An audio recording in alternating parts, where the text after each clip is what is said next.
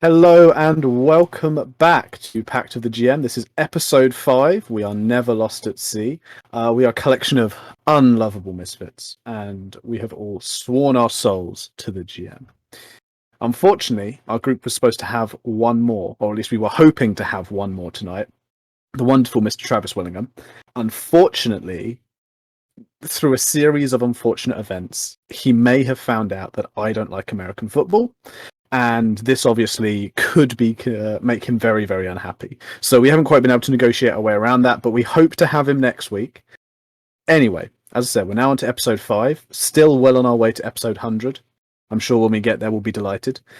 But before we get into this episode and everything that's going to happen, let's remind ourselves of what happened last session. And as always, I'm going to have one of the players do it. And I believe this week we're having Jensen. Wow, it's me. First off, Alex, you need to work in delivery, but we're getting there.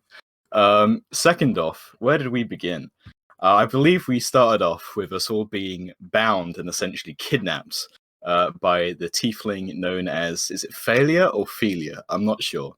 Either way, she failed to bind us very well as we all woke up within the hold of a ship. Very cramped. I believe we were stripped of all our major belongings.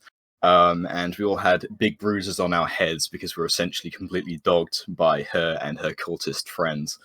I think it was Geronimo who woke up first, and even he sort of had to crouch down in this tiny little sort of crawl space we were stuffed in. Of course, all our arms and legs bound. And yeah, he gave us a bit of a shuffle, a bit of a poke, and we all slowly stirred. And then, of course, at the sort of grate, the only source of light in this dank, dark place, we saw, of course, our captor. And she teased us a little bit, told us, I believe, where we're heading, which I can't remember the name of it, I'm off with names.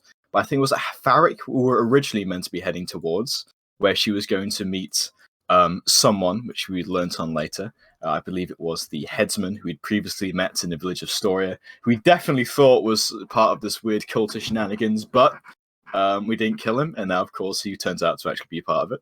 But still, but they've actually had to turn around. The boat is now heading back to Storia, which is the village we originally started in. Just going a little bit south of it to pick up 2 more members. Of course, we don't know if they're cultists or other bad guys, or if they're similar to us, but we'll find out about that soon. Still, we very quickly tried to think of a plan to escape from this. We used the piss bowl, broke it up, made some makeshift knives, and through some conniving, some rat Jewhimmery, I think, with Natara turning into a little rodent and crawling on through. We eventually were able to trick a guard to essentially open the latch to try and check for her, as she was missing. Before we jabbed him, we stabbed him, we made sure he was big and dead.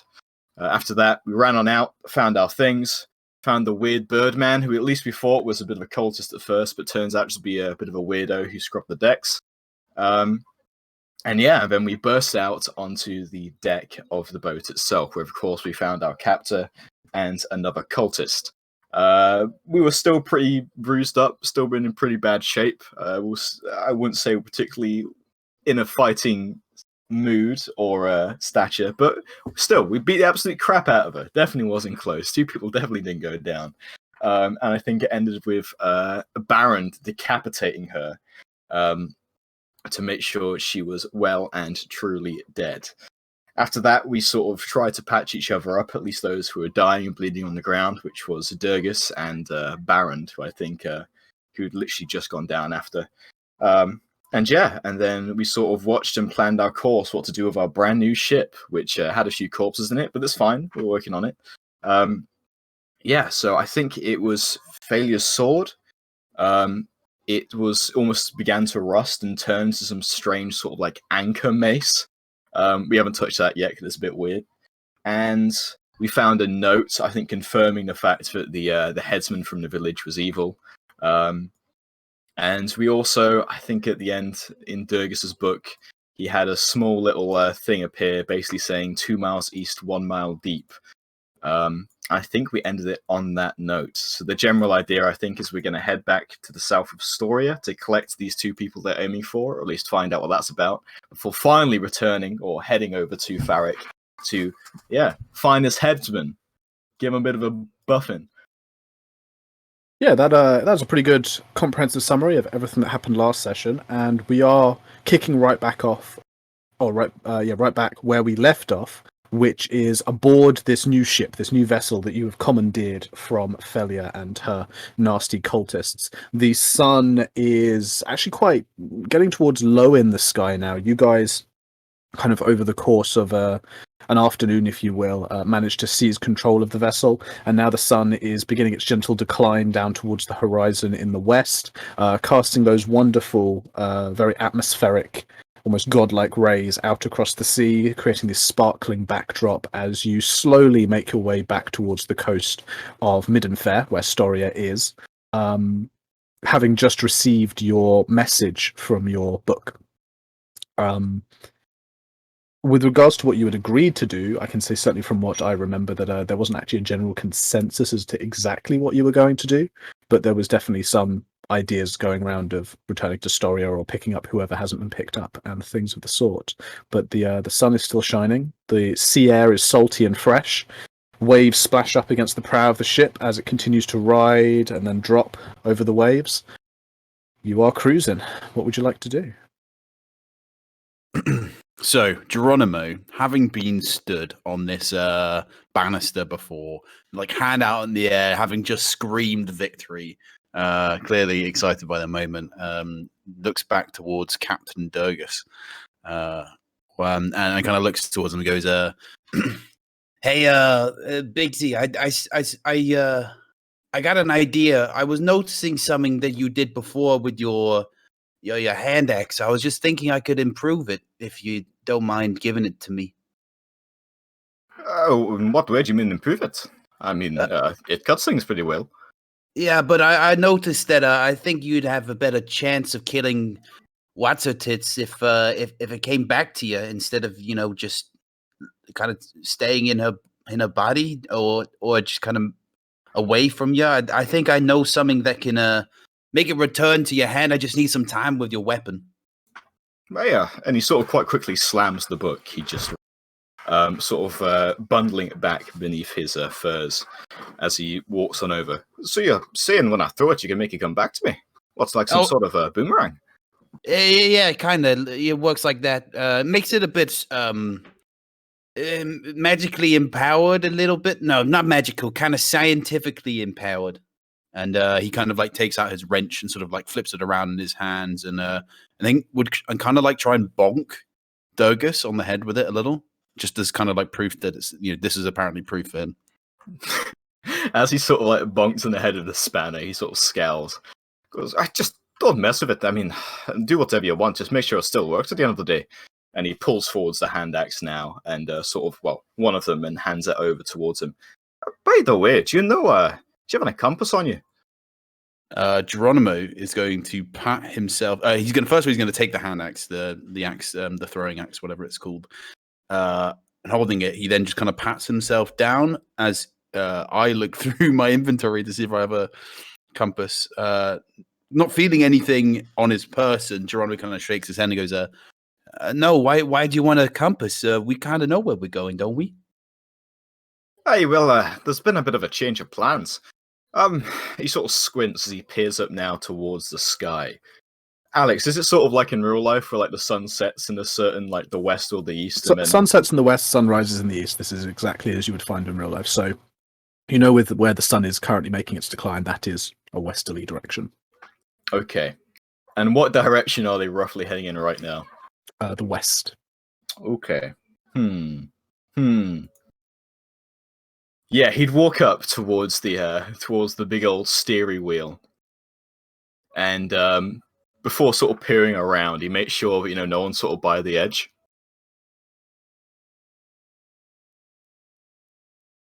Don't think anyone is. Which I assume no one is. Mm-hmm. And yeah, obviously not being much of a boatsman, he would grab the wheel and with a firm shift aim to try and turn the boat around as quickly as possible. Absolutely. A shift like that, just, spinning on the wheel, is going to suddenly jerk the ship in this quite great motion. It's not the fastest ship, but it's fairly lithe in the water. And all of you would feel as the boat shifts in one way, throwing your weight to one side as it begins its fairly large turning arc around back onto itself. Being on what I imagine would be the main deck, jolted into the wall from the turn of the ship, Baron would call up to Durgus and Geronimo, which I imagine would be kind of where the wheel is. Where are we going? Why'd you turn it around? I think it'll be easier to explain when you see it, as opposed to in words. Look, just believe in me, alright? Well, 2 miles this way, then he sort of ruffles through his book again. 1 mile down, it's fine. We'll manage it. Baron kind of looks to Durgus with a confused expression, before relatively easily just shrugging it off. As long as you're sure. Look, this book don't lie to me. If it was important, it tells me. I'm sure it'll be worth a while. Yeah, and with that, Baron kind of finds a place to steady himself, maybe sit down on the ship instead of just leaning against something in case of another jolt. Is anyone else looking to have a conversation or do something as the ship begins its turn? Yes. As Geronimo kind of jumps off the banister and goes and moves sort of away from Durgus, he's going to touch Durgus's throwing axe, and is going to infuse it with his artificer infusions. And he is going to give it the property of returning weapon. So it gives it a +1 bonus to attack and damage rolls, and it returns to the wielder's hand immediately after it's used to make an arranged attack. Okay. Perfect. That's absolutely fantastic. Yeah. Hell yeah. So you might want to note that down. Yes, I will. So it's just a +1, isn't it? And it just returns +1. once I throw it. Yep. +1 returning weapon, yeah. Anything else for the players here, or are we journeying for those couple of miles now? I think That's that's the We're setting out. Yeah, all good. the silent descent of we're journeying. The ship continues its turning arc until Durgus, you can safely say that the sun is behind you and therefore you must be pointing east. Steadying out again, the ship carries out now towards the much larger ocean blue away from the shore. The journey takes an hour or so, and you maintain fair winds as you continue on out to the sea. It's difficult to tell how far you have gone, since this really just seems to be the open ocean. Though, give me a survival check. Okay. Just our helmsman, so just El Durgus. Capitano. Right. Yeah. Here we go. Oof. Great start rolls. Oh my god. There you go. I've even got a +4 to it. Fuck my life. A 9. That's not too bad. A 9. You carry the ship out, and as I said, you have a rough guess that this is about where you should be. This is your 2 miles east-ish. What would you like to do now? There doesn't seem to be anything here. It's just the open ocean, but you are passing over the sea fairly slowly.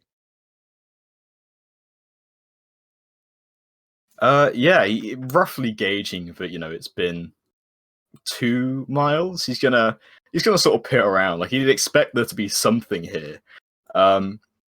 He stops, sort of whirling out over to the deck, peering over the side, and goes, "Right. Well, do any of you lot have, water-breathing equipment?" No. Can't say I do either. Not something I bring.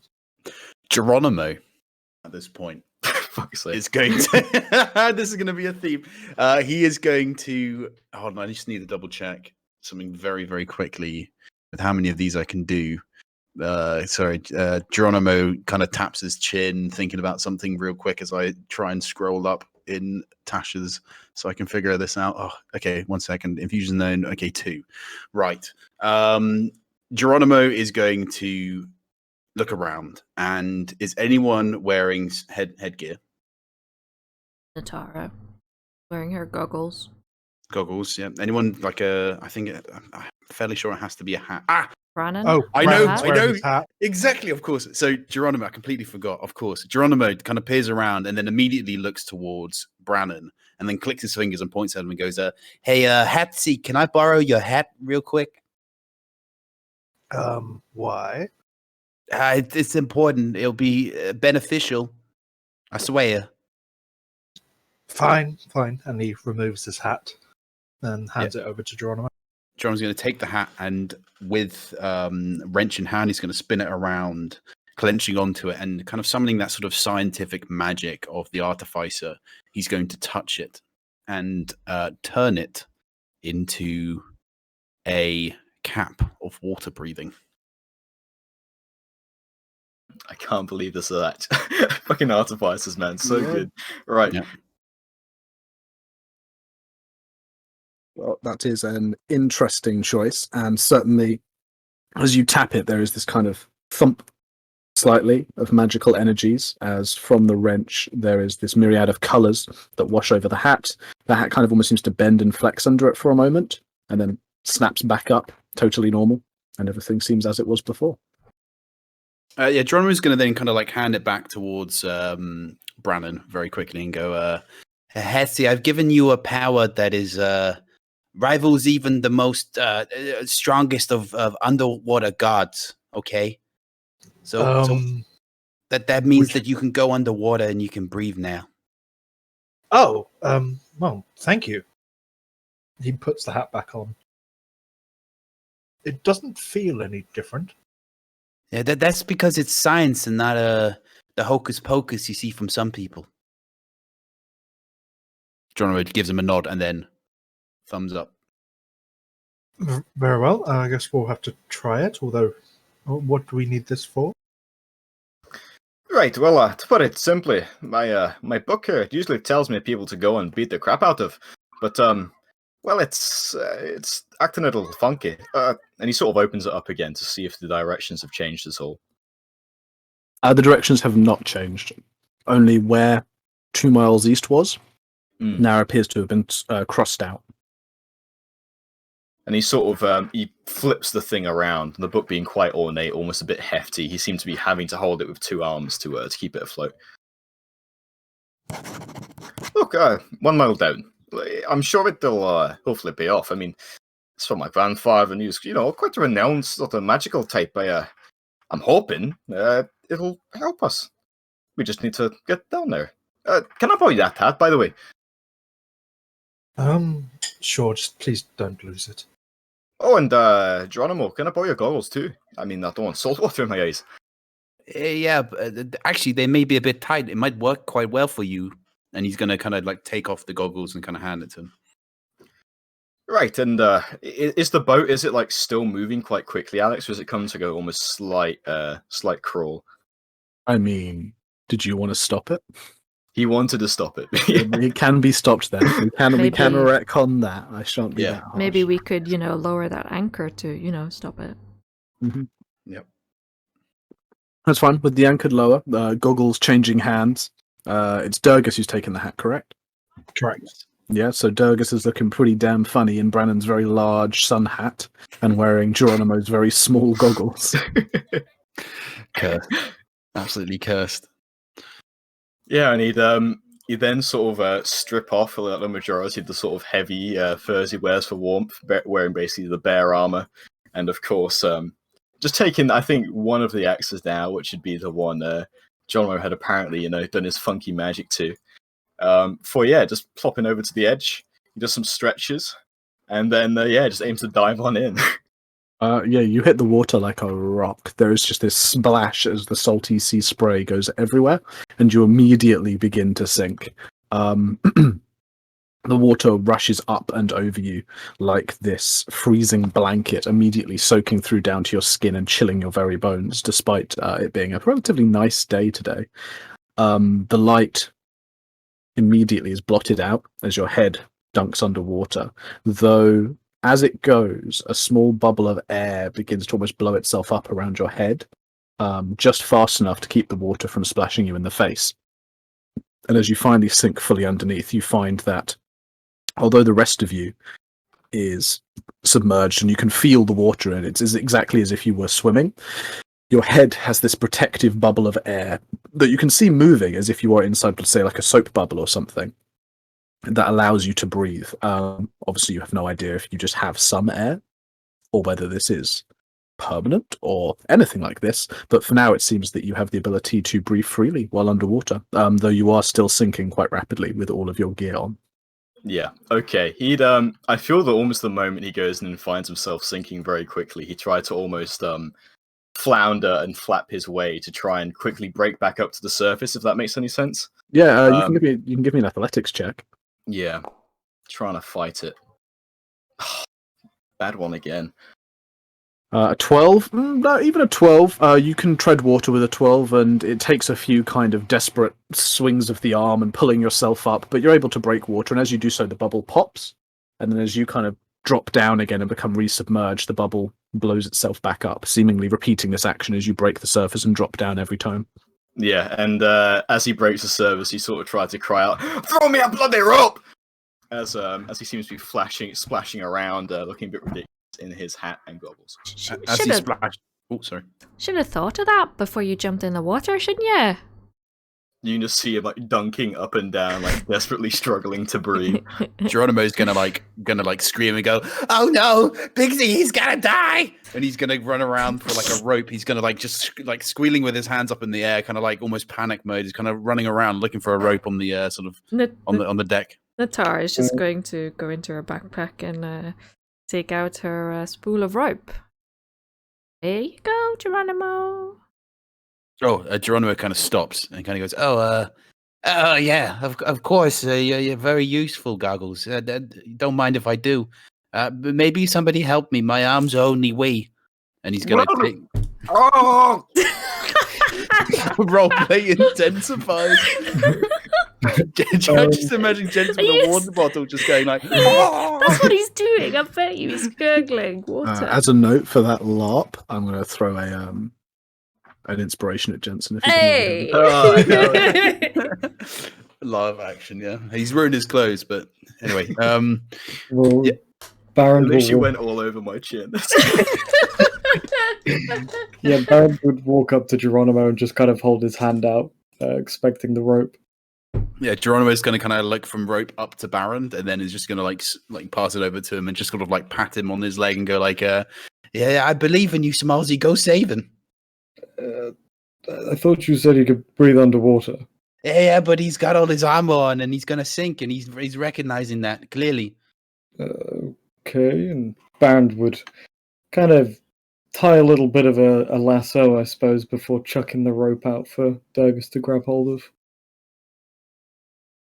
Yeah, and seeing the rope sort of splash in front of him, his arms sort of flailing, he tries his best to grab onto the thing, sort of trying to pull himself up the best he can. Yeah, and once he'd secured himself with the rope, Baron would begin to try and pull Durgus back on board.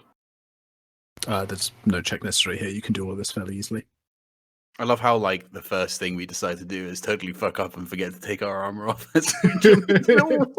was thinking about it, but I ignored it because I wanted to see what happened. Oh no, it's fine. Dwarves don't swim. It's totally canon. And as he's sort of dragged back up onto the deck, he sort of flounders, like splatting against the floor, like coughing a bit as sort of like water splurts out of his mouth. He sort of rolls over. Right. Two things. First off, I recommend we take our armor off. And second off, there's some sort of magical breathing thing. We should be able to go down fine. Yeah, perhaps just, go in your pants next time. Yeah, maybe wear something over them. I don't want to see all your outlines and whatnot. And kind of finger sort of waggles towards Durgus's everything. Wait, we're all going down? I thought you had to. No. There's probably some ruin or something down there. There's got to probably be some sort of, I don't know, either something which has made my granddad very angry, or, something else. Just help him beyond the grave, that sort of thing. Just, wait, your granddad is writing in your book. I'll explain it another time. And, look, let's just head down there. I mean, we'll find out and then I can explain a bit How's more. the rest of us going to get down there? We don't have that many hats. No, I said it's magic. It's like the big old bubble comes and covers your head. Yeah, for Just- one person, aye? No. I imagine it's everyone. Yeah, but we all can't use the hat. No, it's look. It sends up a bubble. I don't know whatever it is, but it sends up a bubble and it covers your head so you can breathe.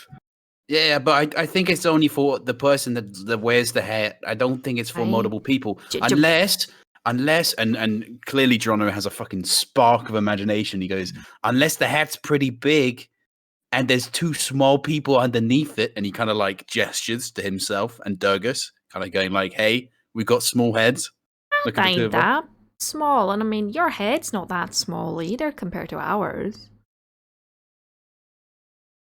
Is this the truth? I don't know. Insight I check don't on know. myself. I mean, Making as a up shit gnome, as I you go. have a smaller head. Durgus's is pretty wide. Like his head certainly is close to human size. But also, additionally, like with your awareness of the creations you make, Geronimo, this is a nice theory, but that's not exactly how these things work.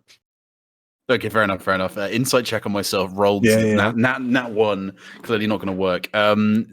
Geronimo kind of stops doing the kind of pointing thing and kind of taps his chin and goes, maybe on second thoughts, Goggles is kind of right. Your head is a bit too big for me to share it. Look, well, this big old bubble came up, and I don't know if it's because of your hat or because of some strange mystical thing beneath. Well, he Either did. way, He did say he It's- did I mean- something to the hat. Yeah, I mean, that's there's an part of easy it. way of testing this. Why doesn't someone just, without the hat, jump off, and if there's no bubble, then come back up? Of course, they're not going to be a bubble. and Durgus, who was already sort of getting changed out of his armor, essentially leaving nothing now, getting down to his big old boxers, which had some lovely heart prints on them. He sort of sit there, rub his hands together, do this big old stupid wizard hat and his goggles on. He goes, right, well, I guess I volunteer. Just hold on to this with me, will you? And he sort of takes the hat and offers it back to Brandon like it was his. Before walking you back can towards... swim, aye? Oh, I can swim, just, I didn't know that armor makes you, blah, blah, blah, and he's like recreates the whole, like, him floundering and, like, desperately trying to Well, get back to the top. it's a bit heavy, so... Hey, well, I know that now. Just, well, I'll go back down. Brandon, can you throw that hat, like, very far? I mean, you're sort of a skimpy arm man, but, do you have any sort of hand-eye coordination? I think I could probably frisbee it a bit. Hey, good. Well, I'll go down. If I, start floundering doing the same thing, you throw me the hat. If not, I'll resurface, give you all the thumbs up, and we'll go down together. Sounds good. Hey! And then he, sort of rubbing his hands together, does some stretches, sort of waggles his arm out before, yet again, diving on in. Yeah, following the perhaps slightly amusing sight of watching a very broad dwarf, perhaps covered in ginger curly hair, stretching from side to side before trying to swan dive into the ocean. You'd hit the water again with a splash, perhaps a little bit more of a controlled splash. You've warmed up this time.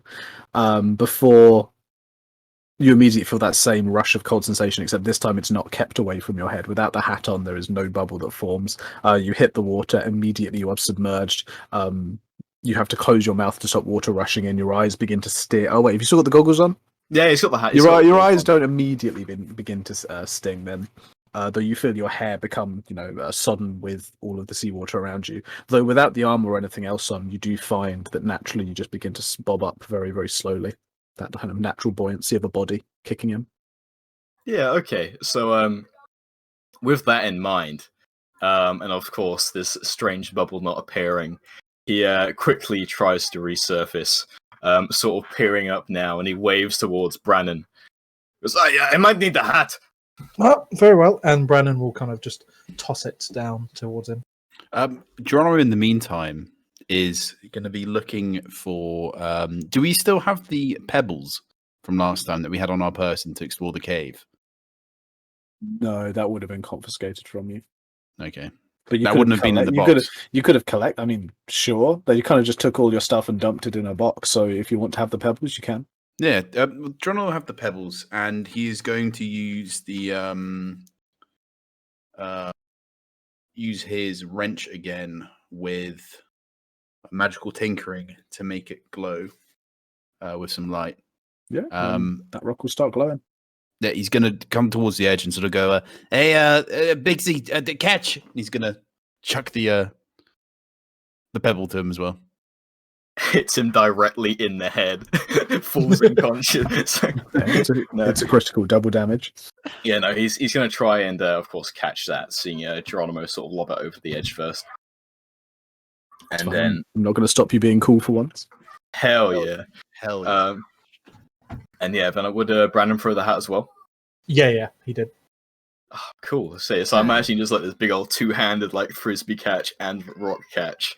Dons the hat, still quite awkwardly floundering. Just checking. Does he have the rope tied around him? He does not. He should probably He does do not that. know. Mm-hmm. Is the rope still in the water? Yeah, it's still in the water. Yeah. And then he's gonna sort of grab the rope, peer up, and goes, just how much rope do we have? Well, this is mine, so it's 50 feet. How far do you need to go down? It was a mile, wasn't it? Hey, I mean, I've got some on my backpack if it's up there still. Do you have a mile's worth? No, but I mean, I'll just slink out of this. I'm just hoping, the first 100 feet or so I don't get attacked by sharks, and beyond that point, I should be fine. Why don't you just follow the chain of the anchor? Ooh, that's not a bad idea. You're pretty smart for a big lad. Yeah, that's pretty smart, Smallsy. And Geronimo's going to go over and like just punch him in the leg, just politely. Just goes over and smashes it in like a friendly kind of punch, like kind of. Yeah. That's pretty smart. And kind of hit him like that. Yeah. Yeah, and then he's sort of course, getting this brand new idea, and obviously he doesn't have a fucking mile of rope on him, so he's going to begin, swimming sort of beneath the boat, if that's okay. So, he's going to pop down first, seem to remember, pop back home, goes, oh, and if I don't come back up for like a day or so, just assume I'm dead, and then very quickly submerges again. Obviously making his way towards the anchor chain and begins to try and follow it down. Of course, using the light from the stone, if that's all right. Yeah, famous last words. Assume I'm dead. What's the length on her mind? It's 50 thingy, 50 thingy? foot for the thing. Mind link. On the what, sorry? On the mind link.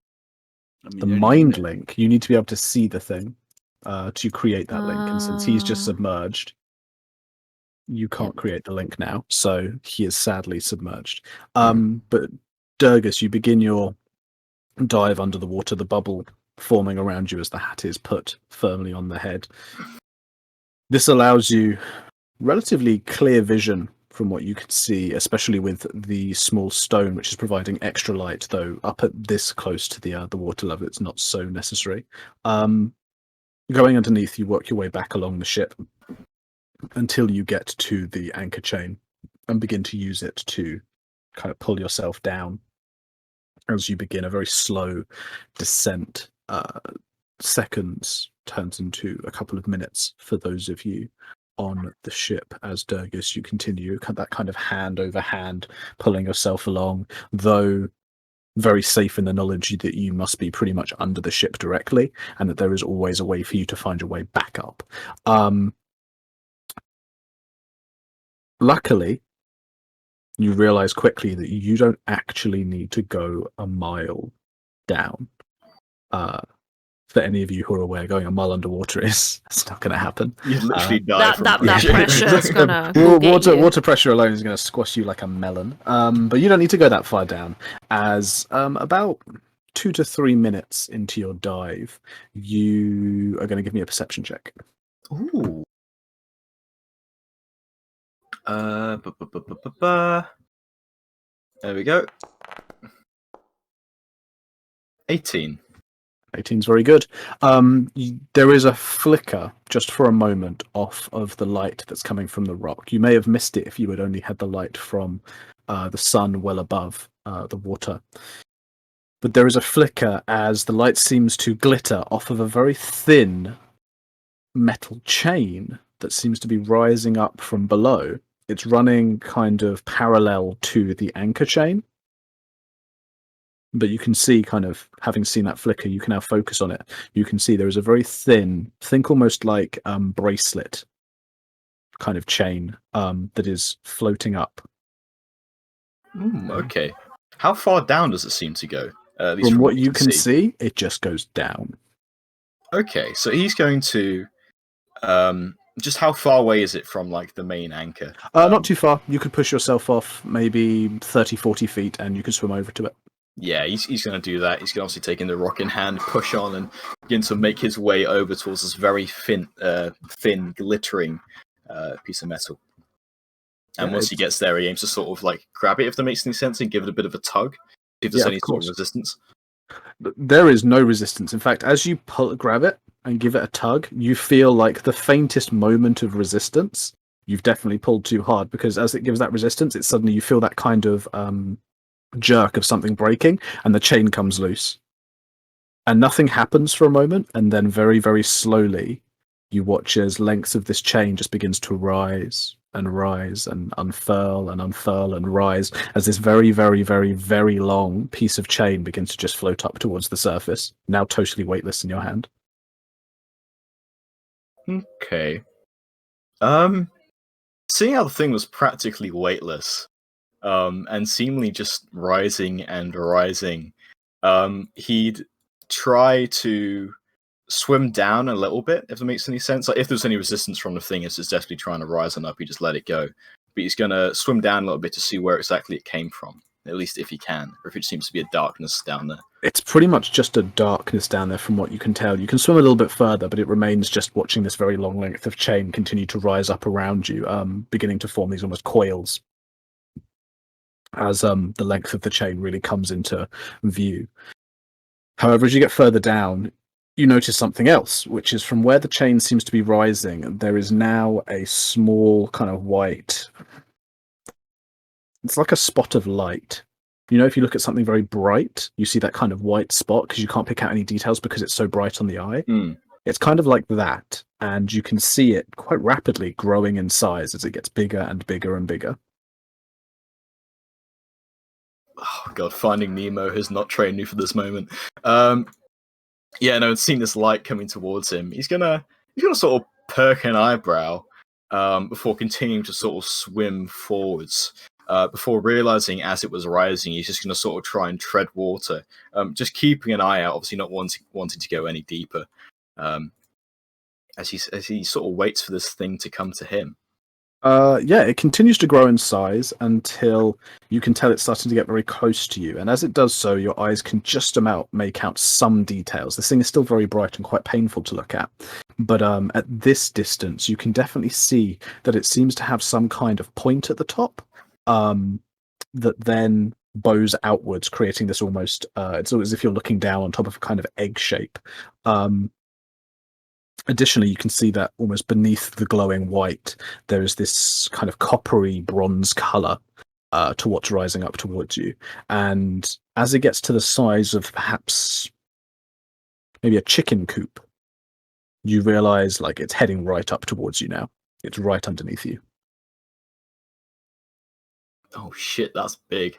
Okay, yeah, he's going to, seeing it sort of right beneath him, he's going to quickly try and move to the side, if that makes any sense. And seeing how it is rising quite rapidly, he aims to sort of watch it as it sort of comes up to his horizontal and grab onto it to try and catch it. Give me an athletics check. Okay.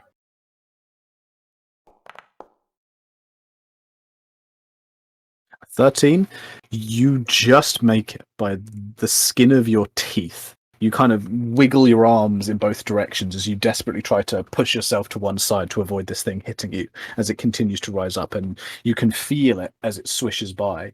As it does so, you also feel this immense heat. You know that feeling as when you pass by an open oven or an oven that's just been opened? It is that sense as this thing rushes up past you. Would you still like to grab it? Like you would have that sense before you reach out to grab it. Yeah, no, he'd go to bear his arms around it, and obviously feels this heat, and then he quite quickly backs away. As this thing, so I imagine, just rises past him. And as that's going on, I take it there was nothing beneath it. Like this was the bottom of the chain. Well, as it comes up some more of the chain continues to rise, but this is just kind of loose chain. There doesn't seem to be anything else underneath it. But you are thrown spinning head over heels off in one direction as this thing brings a rush of kind of bubbles and air as it superheats the water whilst it goes, throwing you off like an updraft off into the water, spinning away for a moment. You can eventually get your bearings again, but by the time your head's kind of stopped spinning, you can see that this thing has breached the surface. For those of you on the ship, Durgus has been gone maybe 5 minutes. And then just behind where the ship is, you suddenly hear this great splashing sound as if a fish has come up and splashed down.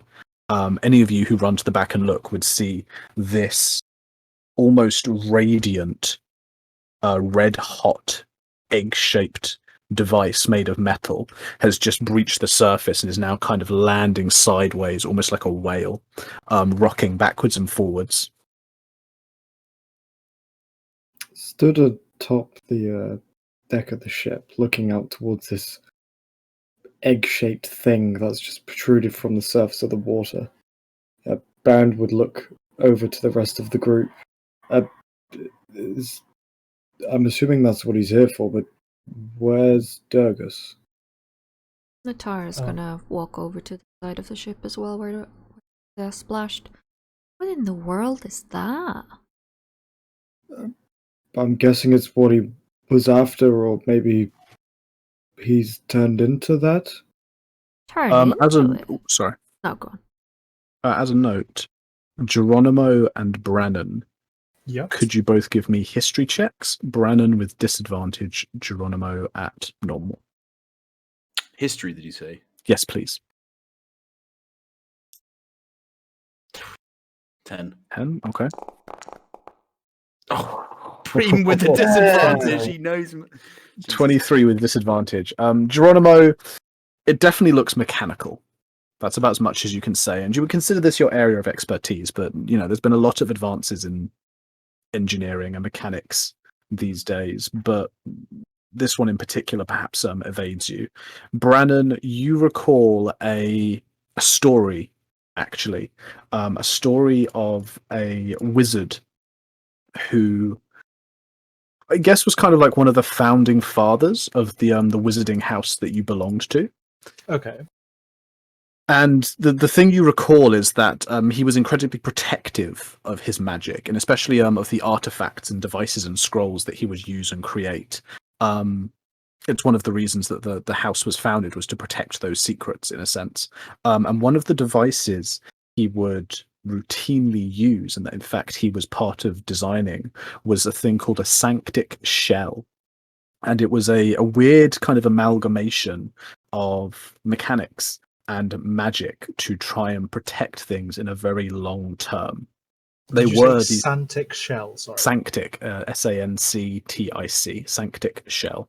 Perfect. They were these weird devices that was the combination of the things I said before, that would only react or open according to very specific rules. These things could range from as far as just riddles, all the way to incredibly complex multi-stage magical rituals and everything in between. They were very much personalized to the person that created them. And they're not super common, but people very often use them for things they consider incredibly valuable. They have a number of different magical defenses. They have a number of different mechanical ones. They have a number of different things that act as kind of last-ditch efforts to protect stuff, going so far as sometimes to destroy the contents, if someone tries to break in.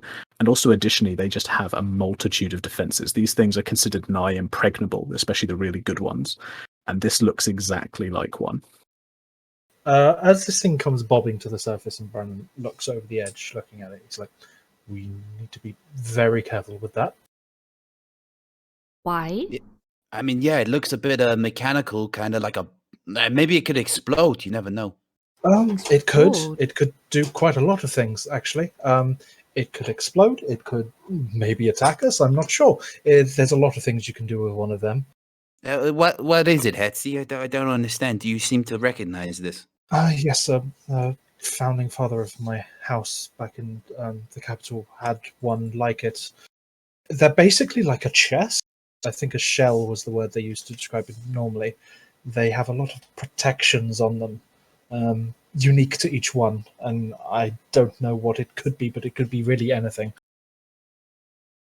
And soon after, you see surfacing beside this egg, Durgus, who seems to be beaming. So I found a big fucking egg! He sort of cries out as he peers towards the thing, sort of pointing quite happily, before sort of grinning back towards the ship.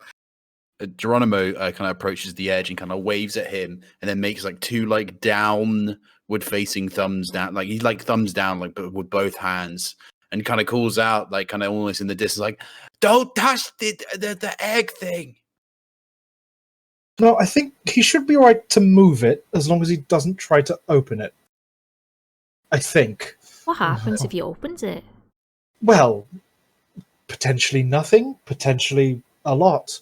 It really, I couldn't say. It depends on whoever made it, what they did. What does it do? I mean, for all intents and purposes, it's no different to a normal chest. It's just a very, very protective and magical chest. Oh, all right. How are we going to get it onto the ship? Durgus, Baron would call out towards him. Grab the rope and try and tie it round that thing, and we'll pull it on. Just be careful. Lower it slowly, that kind of thing. Alex, is it still like burning hot?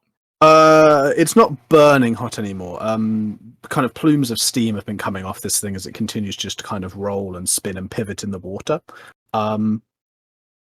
And even by now, the color is fading to that kind of duller, bronzier color rather than the red hot. As you get close to it, you can still feel that the water around it is quite warm, though already that heat is dissipating. And as you hold your hand out, it's much cooler than when it passed by you. Don't spend ages like with your face up against it, but at the same time, if you want to kind of like quickly tie something onto it, it should be all right. Yeah, and he's going to sort of swim a little bit towards where the rope, I imagine, was still dangling in the water, and then takes it back and quite quickly tries to sort of throw it over. Like, it was already in lasso shape, wasn't it? So he aims to sort of throw it over and then sort of tug on it a little bit and just wrap it around a few more times to make sure it's secure for a tiny bit of a knot. Right, it was quite hot before, so just be careful with it. I don't actually know what it is, but can you give it a haul? Yeah, and hearing that, Baron would try and begin to pull it up. Could you give me an athletics with disadvantage, please? Oh no! Then that one. That one, number 6. Okay. You begin to pull on it, and immediately it starts to move. In fact, Baron, this thing is definitely lighter than it would suggest. Given that this thing looks like, quite a large metal egg in the water, even with the water, this thing is a little bit lighter than you would have expected of it. However, even so, just the kind of pure ungainliness of it and the fact that you are pulling on your own makes it a remarkably difficult challenge. You think maybe, though, with some help or 2 other people, you could kind of pull it on relatively quickly. Yeah, and after just making a mess of the situation, really, Baron would kind of look around to the rest of the people on the ship. Geronimo looks up at him and goes, "Do you need help, Smallsy? You look a bit tired. Are you struggling with that small thing?" His face would sour as he would look towards Geronimo upon hearing that. I'm going to wait till Durgus is on. I don't want to break it. We don't know how heavy this thing is, anyways. Why don't you give it a go, Geronimo? Geronimo's going to look at the egg, and he's going to try and guess whether it's about as tall and as wide as him, or... taller than wider than you are. Taller than and wider than Geronimo? Jesus. Yeah, chicken coop size, dude. Oh, really? Okay, fair This enough. shit big, yeah. Oh, that shit big. Yeah, don't think like one of those huge battery chicken coops, but, farm size, yeah, fairly big. Okay, fair enough. I totally misjudged the size of the egg. He kind of looks, Jordan kind of looks back at the egg with new eyes, almost as if he'd just seen it again for the first time, and goes, "Yeah, I mean, I'm pretty powerful," and he kind of like flexes, like the underarm sort of flex kind of thing. But I don't think I can lift that up by myself. Yeah, and Durgus would already be making his way back to the ship.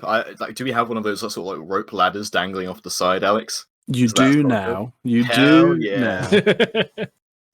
Yeah, and he'd use that sort of clamber back up quite quickly. Clearly quite happy, his eyes wide, or his big old beaming grin. Quickly, he sort of rushes over to grab the rope, pulling on it, almost as if he was eager to get this thing up on the ship, and just sort of gestures quite quickly for Barons and essentially anyone else to join in. "What's a hobby lot like omelette?" he says as he pulls quite quickly. Geronimo's gonna. You're gonna eat it? Geronimo's going to go to the end of the rope and kind of squeal and kind of pull on it. With the three of you working and unhelpful comments from Natara, there would be this heaving, some grunting, a little bit of shimmying from the almost naked dwarf as he dripped salt water onto the deck, as the egg shifted in the water fairly quickly, and there was this kind of fairly nasty scraping sound as the thing was slowly hoisted up the side of the ship, banging into the wooden hull, now and again, perhaps to the chagrin of Brannon, who knew that Brannon this just thing winces each time and goes, "Please, slower." yeah, this thing could explode. But eventually it gets over. It kind of hauls up. The weight eventually tips, and you will go stumbling back as it begins to roll along the deck, eventually stopping on just a coil of rope from some of the rigging and coming to a relative safe position, just tilting backwards and forwards in the gentle sway of the ship. So what do we do with it now? Well, I can have a look, see if I can derive something about how they locked it. What do you mean, how they locked it? Oh, yes, you weren't here. Are you aware of what this is? It's egg-shaped, and it's mine. Well, it's like a box, just a very magical one, and I wouldn't advise trying to open it without knowing about it.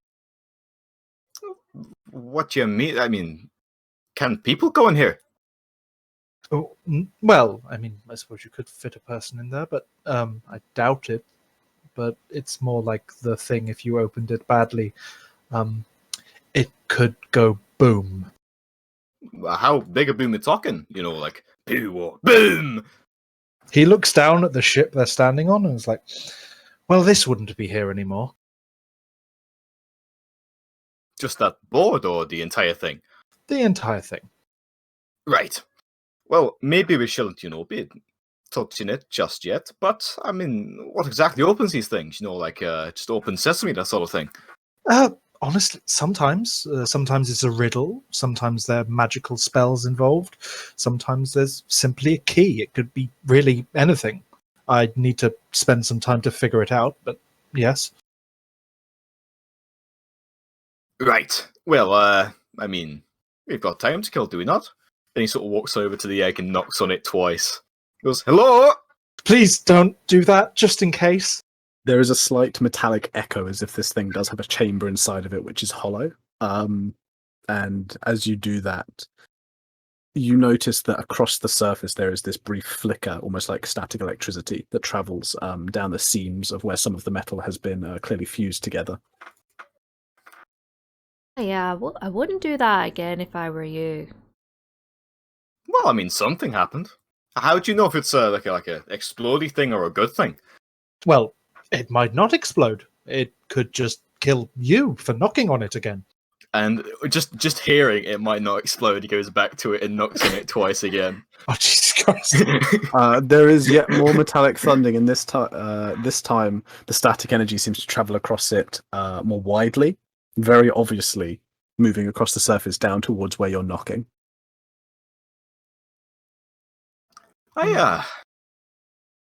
Is that sort of light thing good or bad? That could be the protection magic, and it could be trying to hurt you. It looks bad. I would agree. Bad.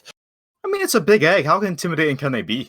And he sort of Please leans just forward don't and presses his full palm against the metal of this thing.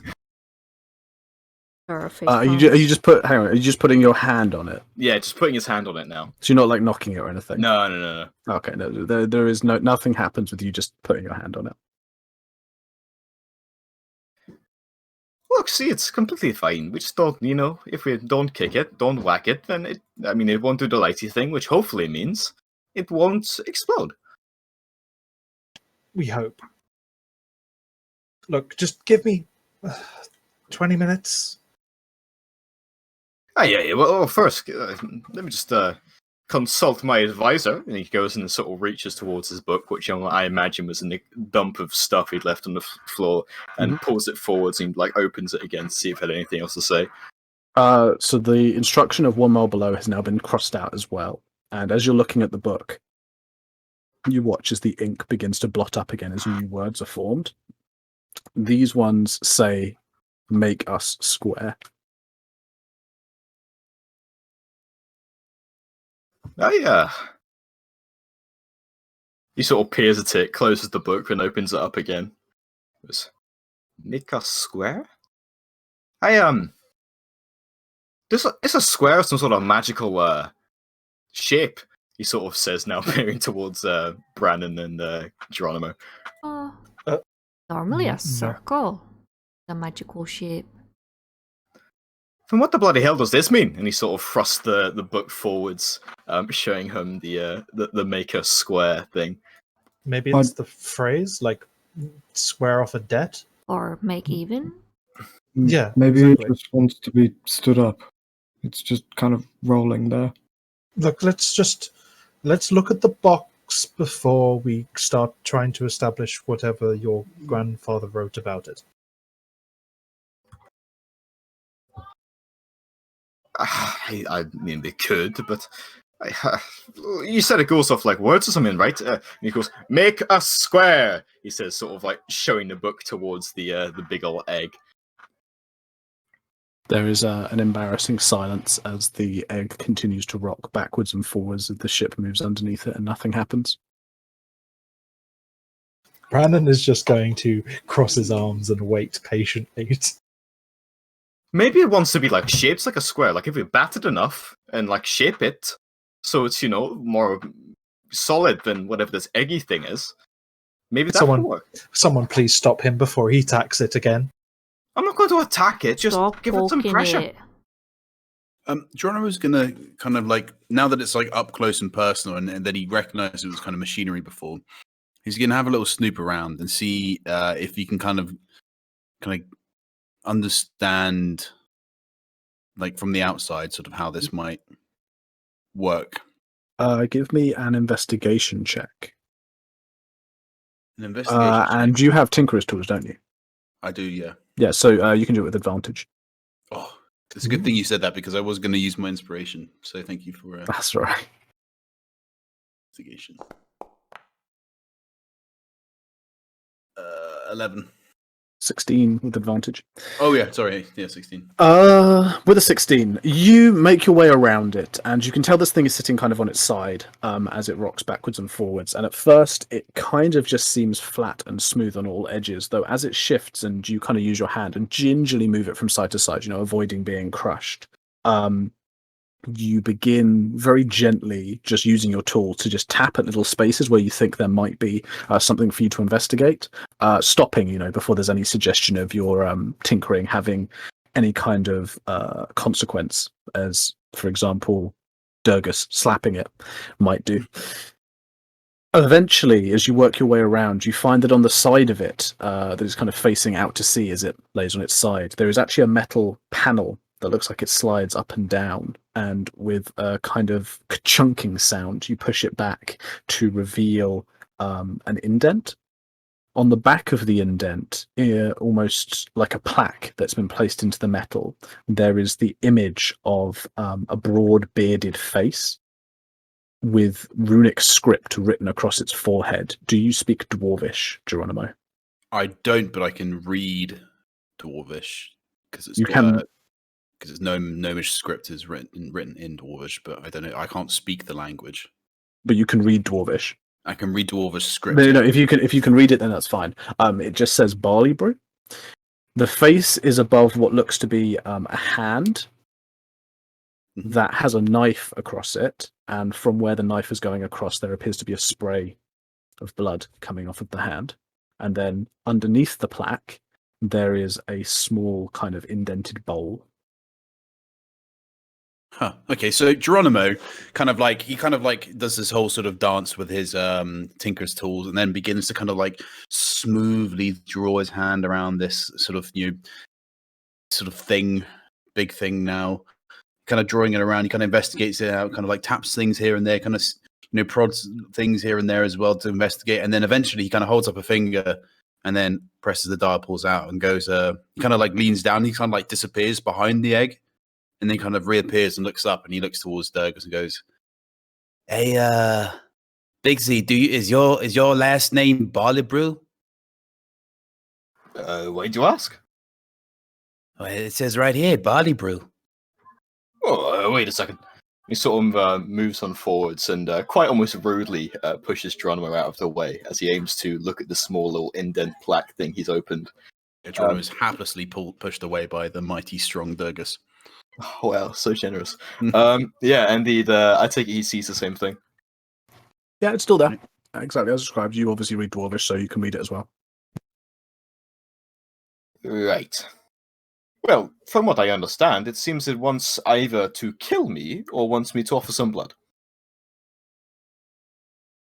I would go with the blood thing. Or at least we can start with the blood. I don't think you pouring a bit of blood over it is going to have that bad of an effect, so... Yeah. But don't things which want blood, usually, aren't they evil? Not necessarily. There's a few rituals that require a bit of blood. It's just a personal connection. Well, that's somewhat reassuring, but it's fine. If it's in the book, then I have to do it. He says as he sort of seems to recite to himself. As he goes down and sort of pulls forwards, well, sort of runs back towards his like pile of things, grabs his hand axe, sort of slits across the top of his palm, sort of holding it there and letting it bubble for a bit before he puts his hand in and sort of, obviously turns it upside down, aiming to drip some into this little bowl compartment. As some of the blood drips into the bowl, you will hear this loud wheezing sound, as if a great pair of lungs have given out their last. Pulling yourself back away, Durgus, you watch as that same blue static energy light begins to travel from the top all the way around down the outside, following the creases and the kind of sutures in which the metal has been carved together. As it gets down to the bottom, it reaches the very final point. The blue light goes out, and across through all of the panels, there is a thump and then a flare of fiery energy. The thing begins to rock backwards and forwards, slowly from side to side, as if propelled by its own energy, until eventually it flips itself upright, sitting quite perfectly on the rounded bottom on the top of your ship. It begins to turn on its spot, very, very slowly, rotating clockwise, as this slow, ratcheting, almost mechanical clicking sound begins. And with each click, you watch as one of the metal plates kind of chunks to one side and then shifts down, these plates shifting and folding in on themselves, bit by bit, as the egg slowly works itself down and away. Those of you with a passive perception above 13 notice that behind these metal plates you can just see the faint flicker of what looks to be this kind of mechanical wiring and tubing and cogwheels, but they're very quickly vanishing behind the metal plates. Eventually it works its way down until it is just the kind of bottom third, where eventually it levels out and stops, leaving just this bowl. In the middle of the bowl of this egg, which is now hollow except for the bottom of the shell, there is a rectangular plinth, atop which there is this metallic box. Around the outside of it, and inlaid into it, are a number of fire-red rubies that are glowing almost a bright orange. They seem to be channeling this almost burning heat energy into the center of this box, and inside of which, held by a number of pins in place, kind of at an equal distance from those flaming rubies, there is a single large, rough-looking, stony egg. It's about the size of Geronimo's head, and it is just sitting there at the top of that plinth. And that, I think, is where we're going to take our break. Oh no! Hell Now I yeah. understand. I do We're going understand. to take that break. So we shall return and allow you to investigate this egg, if you so choose. But let's go for a break now. We can go pee-pee, we can go potty, we can go get drinks and whatnot. Hell yeah. Nice.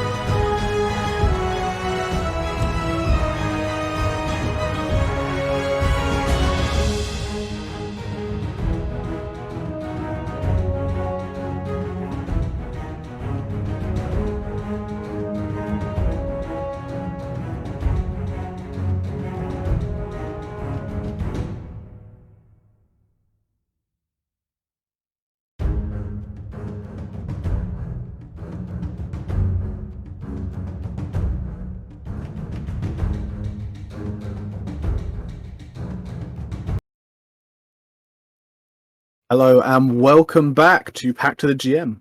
We are still here and we are still investigating what this damn egg is. What could it be? Well, we're going to find out.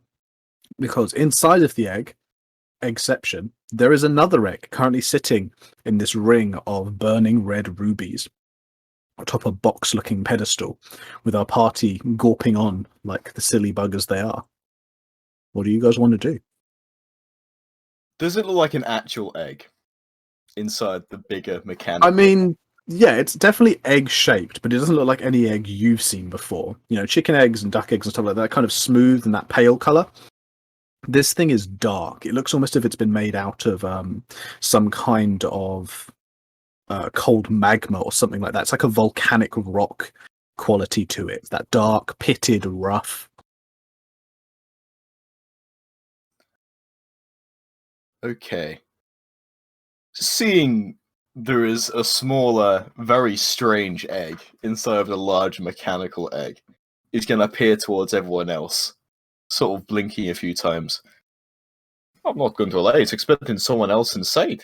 I mean, it's usually pointing me towards people, not whatever that is. Is it some sort of bomb? Is it gonna explode? Tell me, Biggsy, are we gonna die? Please don't say we're gonna die. And Geronimo at that point is gonna run up to Douglas and kind of like grab him by his like chest hair, I guess, because he's still naked. Grabbing the chest there.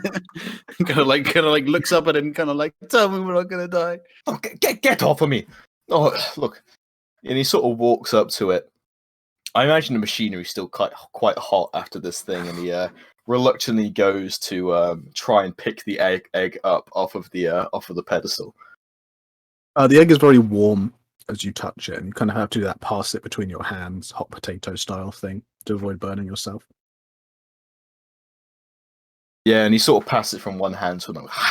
Ooh, right. I mean, it's not taken or anything. It's not a bomb. If it explodes, well, I guess I'll be the first to die. But I mean, do you know what this sort of thing is? I mean, it's certainly an egg of sorts. Just maybe carved out of stone. And he sort of holds it up to his ear, and he doesn't give it like a shake, but he slightly moves it from side to side to see if there's any sort of like sloshy or something in it. There is no sloshing sound, no. Okay. It definitely feels like it's not rock solid, like it hasn't got that weight of just being pure stone. It feels like it has a hollow interior, but there's no sloshing sound. Additionally, as you kind of take it away from the pedestal, the ring of red rubies immediately dull down and the light fades as they seem to go inert. Right. Oh, look, Brandon, you're smart with these things. You know what it is? And he sort of places the egg back on the pedestal. I Brandon, wouldn't have a clue, I don't think. well, you can give me an Arcana check with disadvantage if you would like. Okay. Maybe I do have a clue. No, I don't. Not with a 9. No. There are magical creatures that have weird eggs. This is probably one of them. I mean, it could be something's like, I don't know, some kind of sea creature's egg, but it seems a bit weird that was it your grandfather that put this together? And cage it? I mean, I said it usually shows me towards people, not exactly things. Unless it wants me to beat the hell out of whatever comes out of it, but I mean, that seems a little low even for him. Was he a taller collector of animals at all? Not particularly. I mean, not from what he told me. I mean, he told me of his exploits. I mean, he killed the dragon once, at least I think he did, but I think that's it. He said he killed the kraken, and he sort of goes through and like lists obviously a few various exploits. Still, I mean, it could be one of their eggs. I mean, the texture of this looks like stony. Did you say? Yeah. Think of that kind of volcanic rock as it hardens and cools. Okay. I mean, it doesn't really seem like a dragon egg. Normally, they look a little different, or at least the ones I've seen. Although I could be wrong. Hey, you've seen a lot of dragon eggs. That's pretty cool, Hatsy. Tell us a story. Well, I've seen 2, but that's all. And frankly, they're not exactly following a rule here. Still, it's it's an egg. It's still hot. I take it, it'll hatch at some point. Don't we have to like sit on it or something? Yeah, I think you have to incubate it by sitting on it. You should do that right now. I mean, I don't want to crush it. With him putting it back on the pedestal, do like the rubies like light up again, or are they just like off? No, they seem to stay off, and in fact, the thing is already a lot cooler from when you picked it up. I think we should wrap this in a blanket or something. I mean, I don't know what it is, but something might come out of it. It might be, if it is an egg, maybe those rubies were stopping whatever is in it from coming out, and now that you've moved it, it will come out. Look, well, it can't be that big. I mean, if it's still dangerous, some sort of demon or something, then we should be able to do it just fine. What do you want to do with it for now? Put it in some kind of cage just in case, or just want to watch it? No, we'll watch it. I mean, if it comes out, just be a baby. I doubt. We'll be able to do with that. And he already is. Apparently, I've got a pouch. How big's a pouch, Alex? I think like coin purse sized, Okay. Essentially take one of your pockets and make it a bag. Okay, never mind. No, and he'd actually go over towards his backpack and sort of empty out the contents, sort of just pouring them onto the floor, and the bagpipe sort of land of a very like before he takes the backpack and sort of rushes it back over towards the egg, which he sort of puts the backpack inside, and then aims to sort of wrap it in his bedroll to try and keep the thing warm. Okay. And sort of with that, he'd put it sort of just on the ground near this large mechanic egg. Said, well, I mean, that should keep it warm. I don't know how these things work, but if you hear any sort of like noise from it, just say, I guess. With that, well, I mean, I think we've got here what we came for. Should we head back to, what was it, the South Astoria? Well, if I'm honest, I'm not sure there's any point. Well, they said they were heading back there to pick some people up. So either it's, more cultists, which, I mean, we should be dealing with anyway, or, some potential new allies. Well, I had a look at what they were. I had a rethink about what they were saying, and looked at where we're going, and I think we're heading straight back to that cave where we were. And I'm starting to think maybe the two that they meant were the things we killed.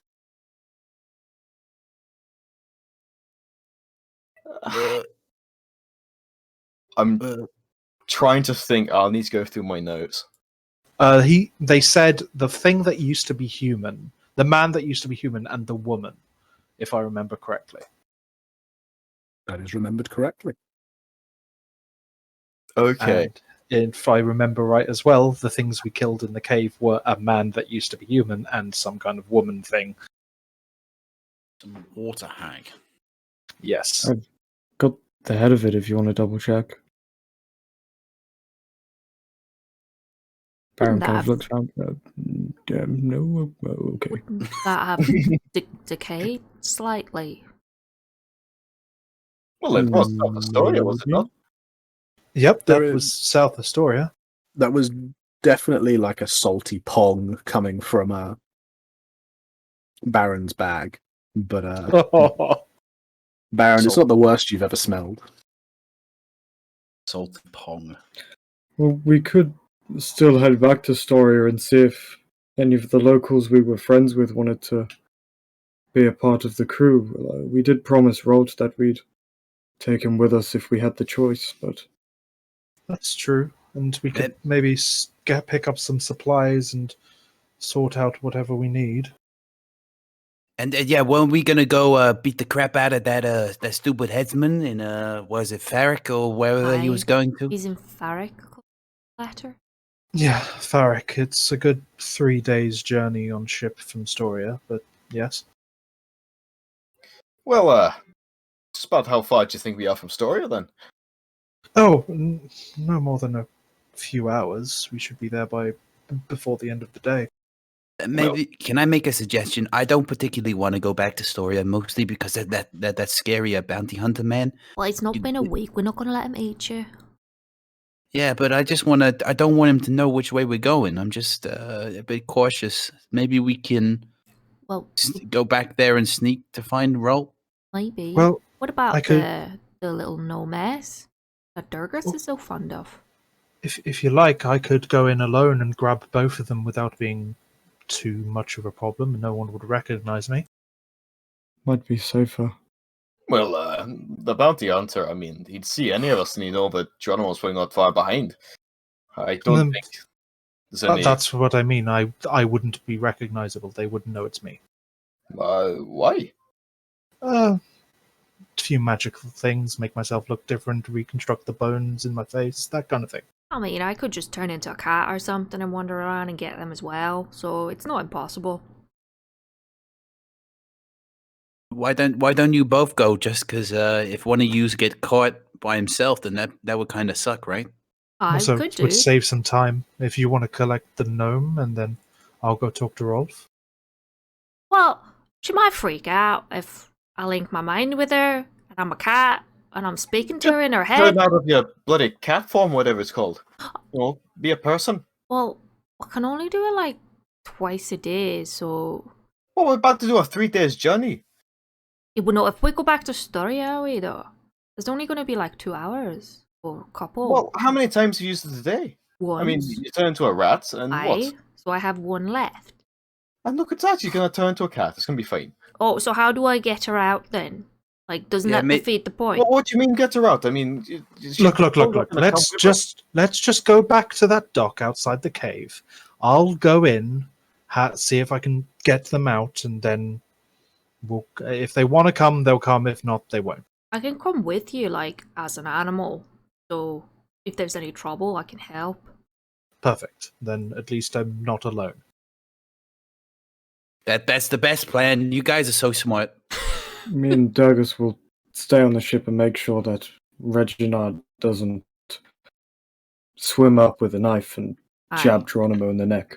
And I'll stay here to make sure that Bigsy and Smilesy behave. Then Geronimo gives a big firm nod and a thumbs up at that. And we'll be What to if- Geronimo. What of our bird friend? Is he here anywhere? I think I don't he's still think he's your friend. downstairs in his cupboard. Hmm. I think for now, just leave him to it. The man seems a little broken Perhaps in the that's head, if best. I'm honest. Right, well, if that's the case, then he sort of quickly bundles back up towards the wheel. And a little more cautiously this time, realizing that, of course, the egg's still sort of on the deck, tries to turn the ship around and start heading towards Storia. Baron would go to raise the anchor. Geronimo would help him raise the anchor. That's the powerful gnome that he is. I can see you all preparing just in case I asked for checks, but there shall be none. You can sail the ship. On the was way gonna back, can Brannon have a short rest so he can use his arcane recovery? Yes, this would be short rest time for sure. Slowly but surely, the ship turns about as the anchor is raised, and you return back to Storia, heading towards the setting sun. The hours pass by, and before long, the sight of the cliffs, and just off to their right, as far as you can tell, the bay in which Storia sits quite neatly begin to come into view and be quite easily perceptible. You can make out the jetties and the wharfs that are dotted across the front of Storia quite easily, and you can see that there is a lone single pier at the bottom of the rocks near where you imagine the cave is going to be placed. Did you say you were heading for the cave or Storia? The cave. We want to stay out of town just in case the bounty hunter sees him. Okay. Before long, you pull up by the long pier and can drop anchor. There is a small kind of rowing boat that is turned over in the middle of the deck with a sheet over the top of it that you can easily lift, drop into the water, and go ashore on. So who's going ashore? Brannon is. He won't. Tara. Brandon, Tara, anyone else? No, I think that's it. Yeah, we're going to me and Baron and Doug is going to stay on the ship, I think. That's fine. And you guys are making back to Storia from where you are. Yeah. How far outside of Storia are we, roundabouts? About a half an hour walk, not too far. Okay, cool. So yeah, they'll walk up, and once they get just outside the town limits, he'll start casting Disguise Self. What form? Oh, sorry. Yeah, what? Can she turn into like a dog or something? You've seen plenty of dogs. Plenty of Dogs are fine. dogs, yeah. Yeah, And dogs that's are fine. 1 quarter CR. Yeah, all good. What form are you taking, Brennan? He'll make himself look. He'll half elf, slightly older than he is, and maybe some more weathered looking clothing, something like what Rolf was wearing when they saw him. Wasn't wearing very much at all. Fair enough. Gets naked. Everyone's doing it this A session. naked half elf. You make your way back into town, a half elf followed by his dog, to find the town is almost abuzz in fear. People are peering out from behind shuttered windows. Doors creak open as you come into town and then shut very, very quickly as they catch sight of you. It seems that whatever events have led to the decamping of the cultists and yourselves has put everyone into the grips of terror. You continue on through Storia there, squalid, short huts and houses, a depressing reminder of where you've come from, looking for these glimmering, hopeful people that you, I guess, want to recruit. Are you making for the Wench's Respite first, or are you making for Palmer's to go above and see Rolt? The Respite would be closer from where we're coming, wouldn't it? Yeah. Okay, so we'll head there first. Can I just cast Mind Link on Brannon so it's already there? I need to double check because you can't cast things when you're an animal in your form, and I don't think it specifies It doesn't. It doesn't specify features being affected. But for example, you lose your abilities as a person when you become an animal. Okay. So I'm going to say you can't cast Mind Link right now, but I'm happy to look up the rules if there is a ruling after the session, and we can run with that going forwards. But for now, I'm going to put it in line with other features and abilities that you lose access to when you wild shape. Okay, dokes. So you do try to, but really, that bit of that wall over there smells real nice. You think maybe could be another dog. And you just find your powers and abilities are a little bit limited in this mangy form. Returning to the Respite, you find that it is desolate. The fire isn't on at all. The bar is silent. The only reason you can get in is because there doesn't appear to be a lock on the main door.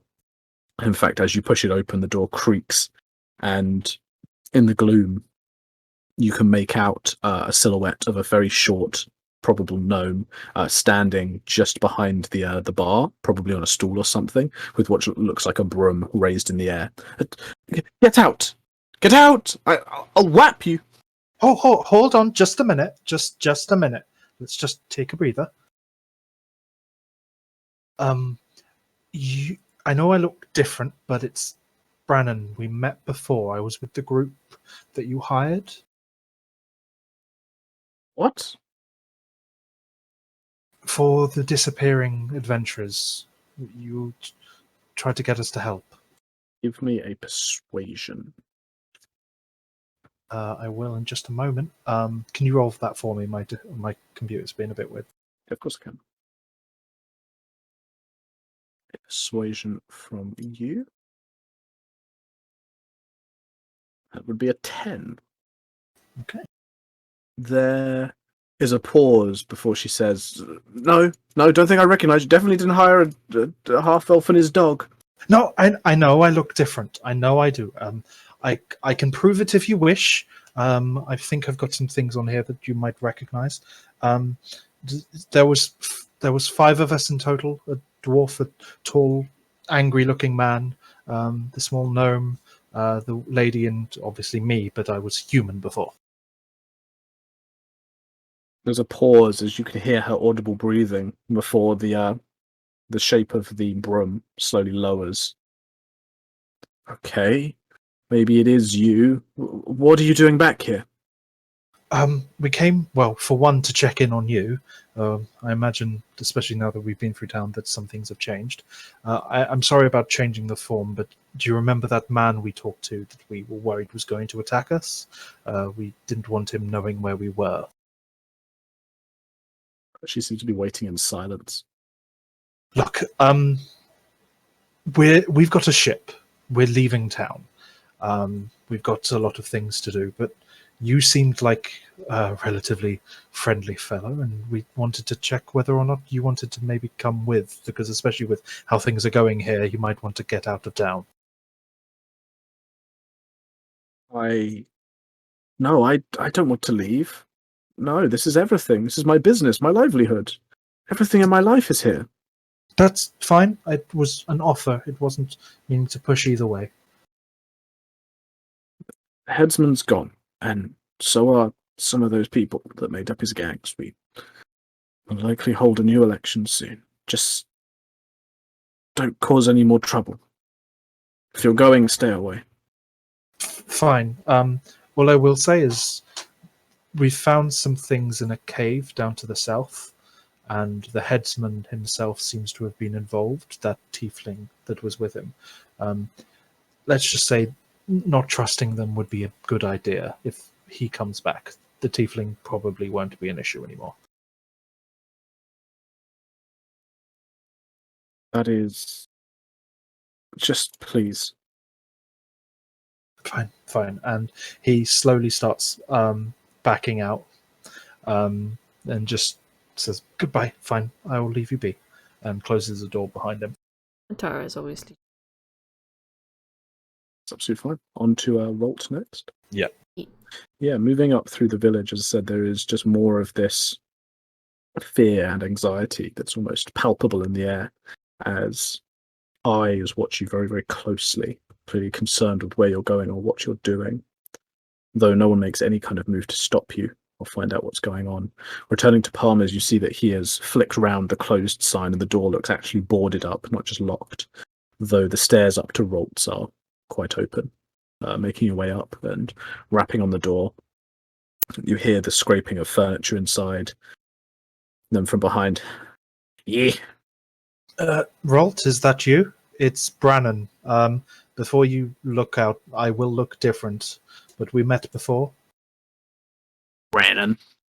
The wizard chap that was with that group asking about your attack. What are you? What you want?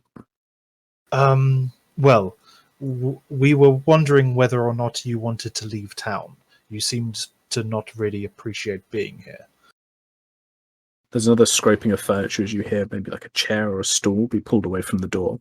It opens again on that rattling chain, and you see one of his eyes poke out, peering kind of up at you as he stands with his slight hunch. You really meant it when you said you was going to get out of here. Yeah, we've managed to get a ship. It's just a 30-minute walk outside of town to the south, and you're welcome to come with us if you want to leave. You watch as his head turns as if he's looking at something for a moment. Hold on. Then the door shuts, and you hear him move away from the door for perhaps 30 seconds.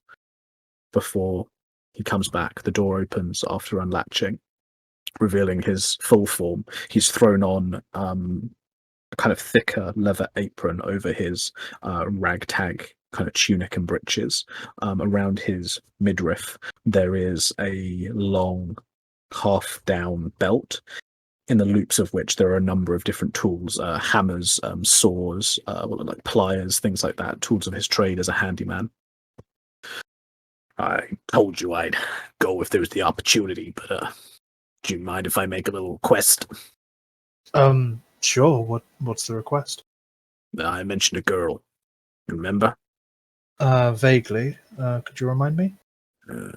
My sweetheart, if you will. She went up Norcliffe not too long ago after the attack. No, I want to go see her. I'm sure we can manage that. It might not be immediate, but we can definitely head that way for sure. Put your word on it. You have my word, I promise.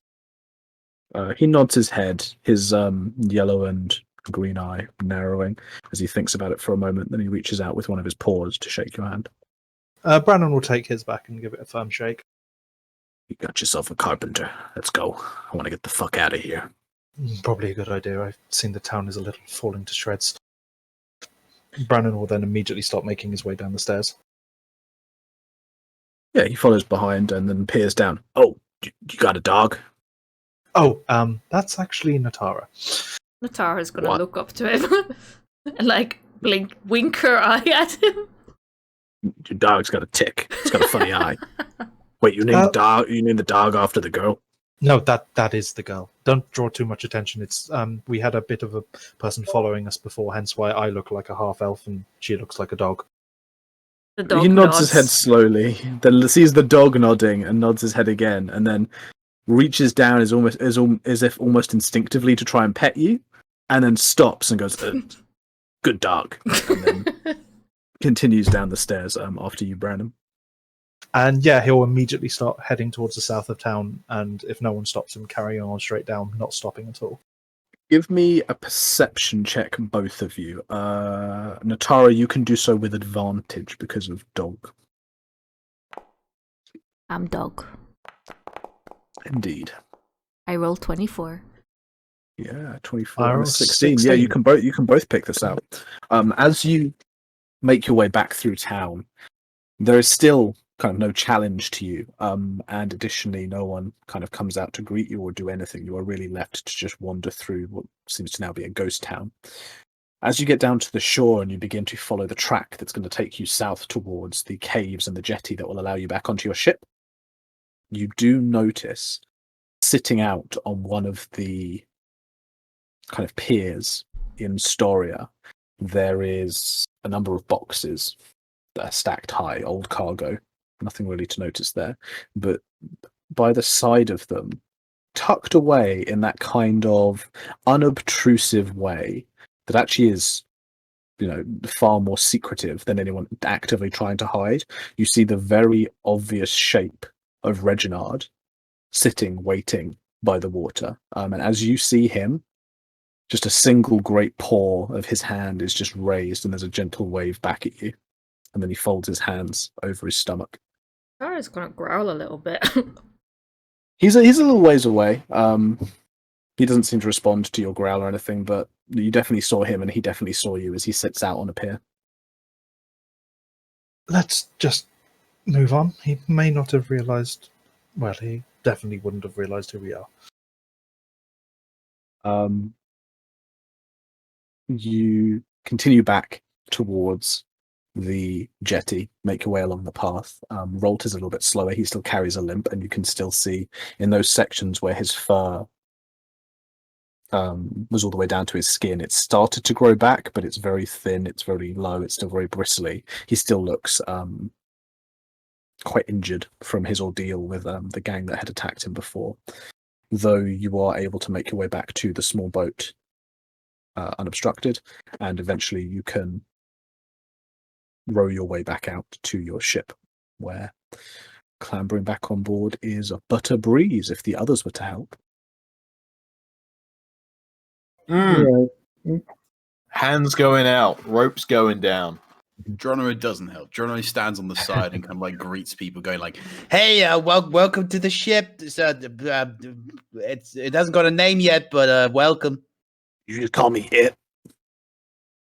Sorry, can you say that again? I didn't understand. You just call me it. No, I just said welcome to the ship. You definitely said it hasn't got a name yet. Yeah, I'm talking about the ship. Oh. I know your name. You're Rolt. Yeah, Rolt looks confused for a moment and then nods his head. I just assumed because everyone else has got nicknames. Oh no, I'll think of a good nickname for you. Give me time, and he's gonna tap his forehead and look at Rolt, thinking intensely. Rolt's going to step on board, look around, get very confused by the sight of the kind of half or now 1/4 egg with the strange pedestal in it, before looking back at the rest of you. Whereabouts do you want me to throw down? Just choose one of the bunks downstairs. I mean, we've not really decided much yet. Oh, well, okay.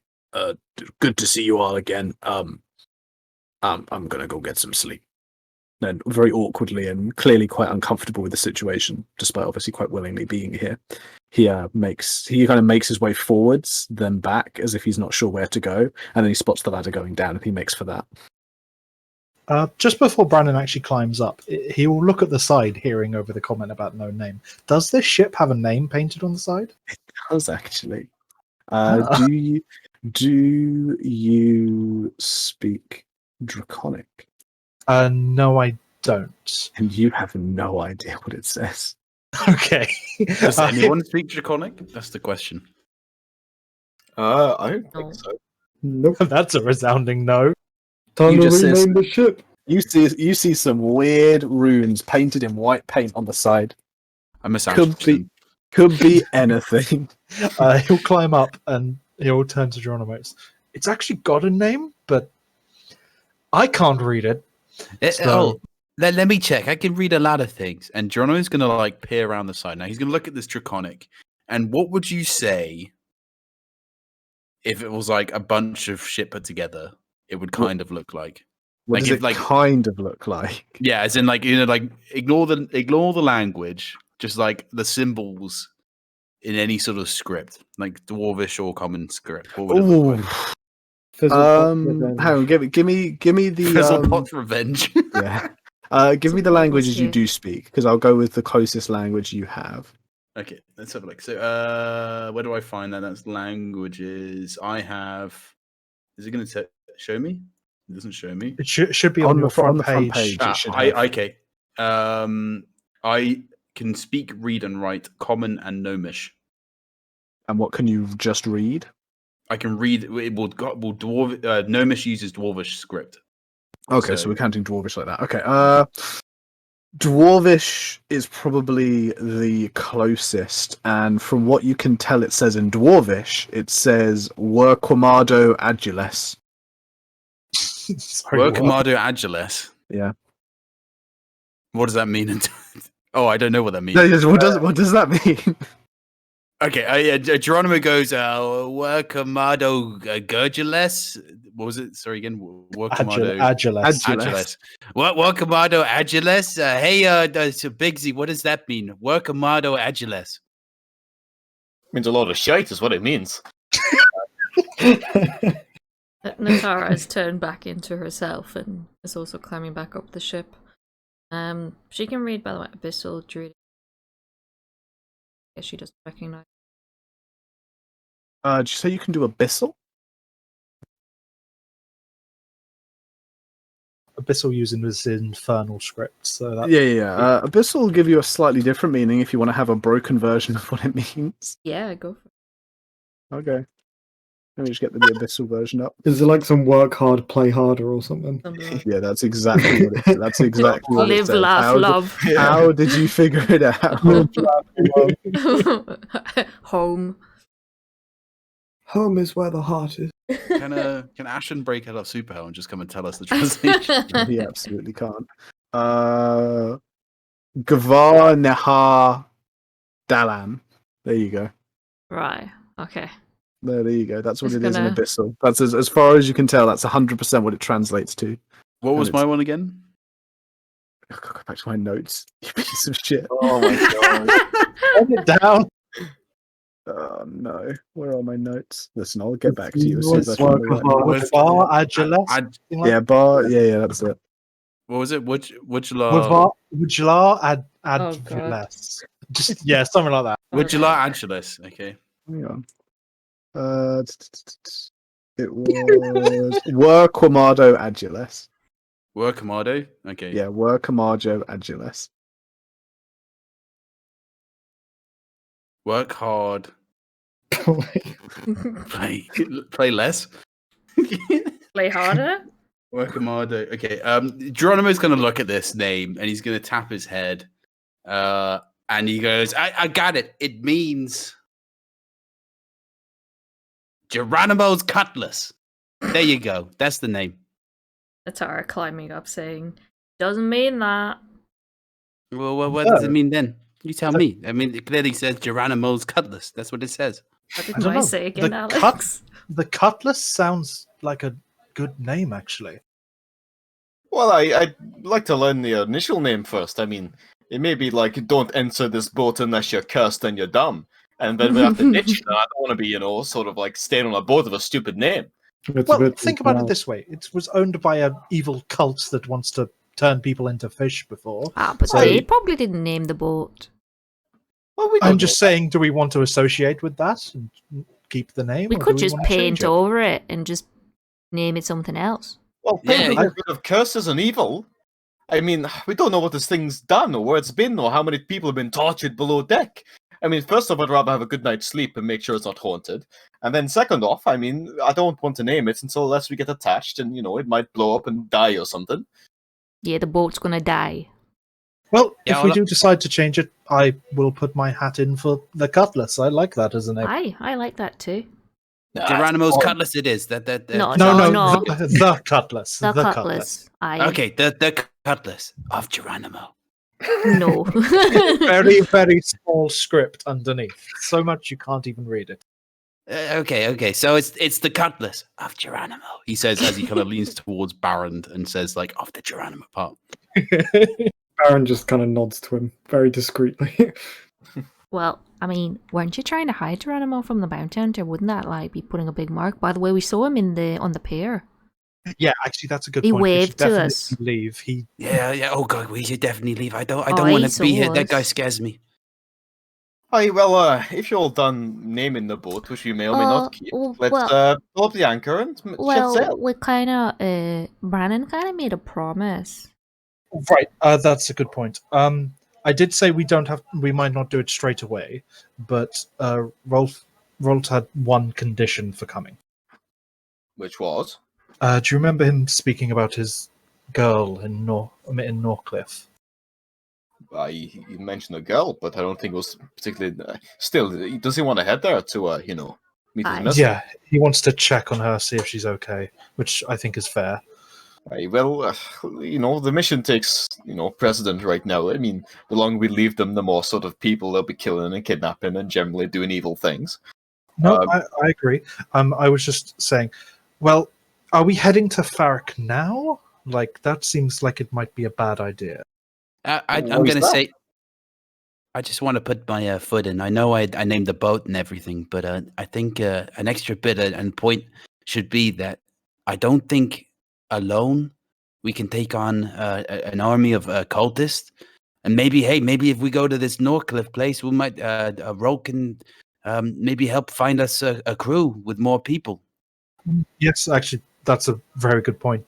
There is 5 of us and one man that, well, I don't know if he'll be much help in a fight. He is And a bird. broken. And a bird that I know for a fact will not It's be helpful in a very fight. angry. Well, speak for yourself, but I don't want, these cultists to be running around that city, causing trouble. I mean, No, they're going to be kidnapping agree. and killing people, and, I'd rather get involved and stop that before it happens. I agree.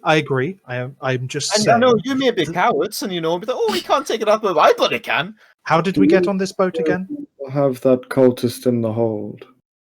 Oh, Yes, aye, we there's that. do, don't we? We can find out their numbers and all about their operation. Left next to a dead body for quite a while. No. We cleared out the dead body. The dead body is no longer in there. I Aye. didn't want her to wake up and be like, spooky dead body kind of thing. Well, let's pull up the anchor. We'll get moving. We can go down, interrogate Mr. Cultist McGee, see what he knows. Should probably Mi- feed her as Mrs. well. It's a myth. Mrs. Cultist McGee. Get us Just- some food Mr. and Cultist water. McGee. And then I said we can see what they say, but I think for now we should head towards Farrick. And if they say, "Oh, they're mustering an army and need to get help first," then we'll go towards Northcliffe. I think heading toward Norcliffe is probably a better idea, just Aye. for one Isn't idea. it a bit closer Because as the well? last time we fought the cult, we ended up stripped of all our goods, thrown in a jail cell, and had to fight our way out of it with quite a lot of luck. Oh, you're assuming that we won't be able to get help in the city we're going to. You assume it's run by these cultists, but no, there's going to be lots of Might be. angry people who've been mugged and murdered and all this, so we're going to have Well, to... why don't we take a vote? Those who want to go to Northcliffe, raise their hands. Baron Baron raises his her hand. The Geronimo people- raises his hand. Yeah, Baron would as well. But the people in Storia wouldn't stand up to the cultists, so Why would they on Farrick? I guess you're outnumbered, so we're going to Northcliffe first. Well, when people end up dead, being hung from the bloody walls, and we go there and the entire city's coated in blood, then I'm going to blame all of you. All right. Okay. Geronimo walks up to Okay. Durgus and pats him ever so slightly and goes, maybe it's time we went to bed. And All I'm saying is the last time you ignored my advice, the dude would be dead already if we did what I had to say. And he sort of beats his chest. Geronimo pats the chest, probably hairless, hair, still kind of pats him in between the beating of said chest and goes, I don't mean you and me, by the way. I only mean like you get into the bunk and I get into a different bunk and then we go to sleep, Durgus is completely thrown off by this. Like he's thinking on another different level right now, and Geronimo's talking about sleeping together. He's just like, if anyone dies, okay, I'm gonna get very angry. You don't want an angry Durgus, as I'm sure you've seen when they deal with those bloody cultists. So let's go to your place of refuge. Let's find these help, and then we'll return to find the dead city, and we'll kill those remaining. Hey, Well, if you like, Durgus, if you like to quell your mood, why don't you interrogate the cultist? Oh, is that not wise though? We might kill her. Do you really mind if she does die? Well, we'll need Well, she's information gonna be before thrown she overboard dies. either way. I mean, it's not like we can hold them for ransom. Exactly. No, but Durgus, get get all the all the information back out first. Yeah, get the information out, but then you can enjoy whatever you want to do. Well, that's a bit barbaric, isn't it? I'm not Aren't gonna- you supposed to be the sensible one? I mean, we did just let Smallsy go up there and dehead the tiefling lady. So I mean, we didn't Yeah, let him. He that's just did it. I'm gonna show the headsman and he'll quake in his boots when we arrive. It's a a fair bad idea. tactic. Exactly. That's actually a good And point. she was Do you wanna- already dead. I can't wait to see the headsman kind of quaking his little booties. Hey, well, I'd like to Funny. see him sooner rather than later. I mean, we've got the element of surprise right now. He's Well, expecting to pull that We'll fire go on him. down and interrogate her then. And he sort of seems to get angry. Bats his chest again. Durgus implodes, much like the Sanctic egg or whatever it's called. Shoots of pure rage. That was his gift. It's completely unrelated, but I imagine him like that dwarf in the South Park episode when they play the Warcraft character. Oh yeah. That's we so could good. settle on an actual plan. I can't believe I ever worried that I didn't have enough for you guys to do this session. Because so far we've moved a few miles and have gone nowhere new. I can't believe you expected anything else, Alex. This is pretty Honestly, standard. I didn't expect you out. See Rolt's lady friend. Is that well? What about the interrogation? Are we doing that? Yeah, interrogating, and then we're Yeah. going to see Rolt's friend. No, hold on. Correction. Interrogate, long rest, guys, because we haven't had a long rest. in a Yes, We've got while. long 3 rest. days, okay. Yeah, it's going to be like at least a day and a bit before we get there. So yeah, Okay. we'll be fine. Okay.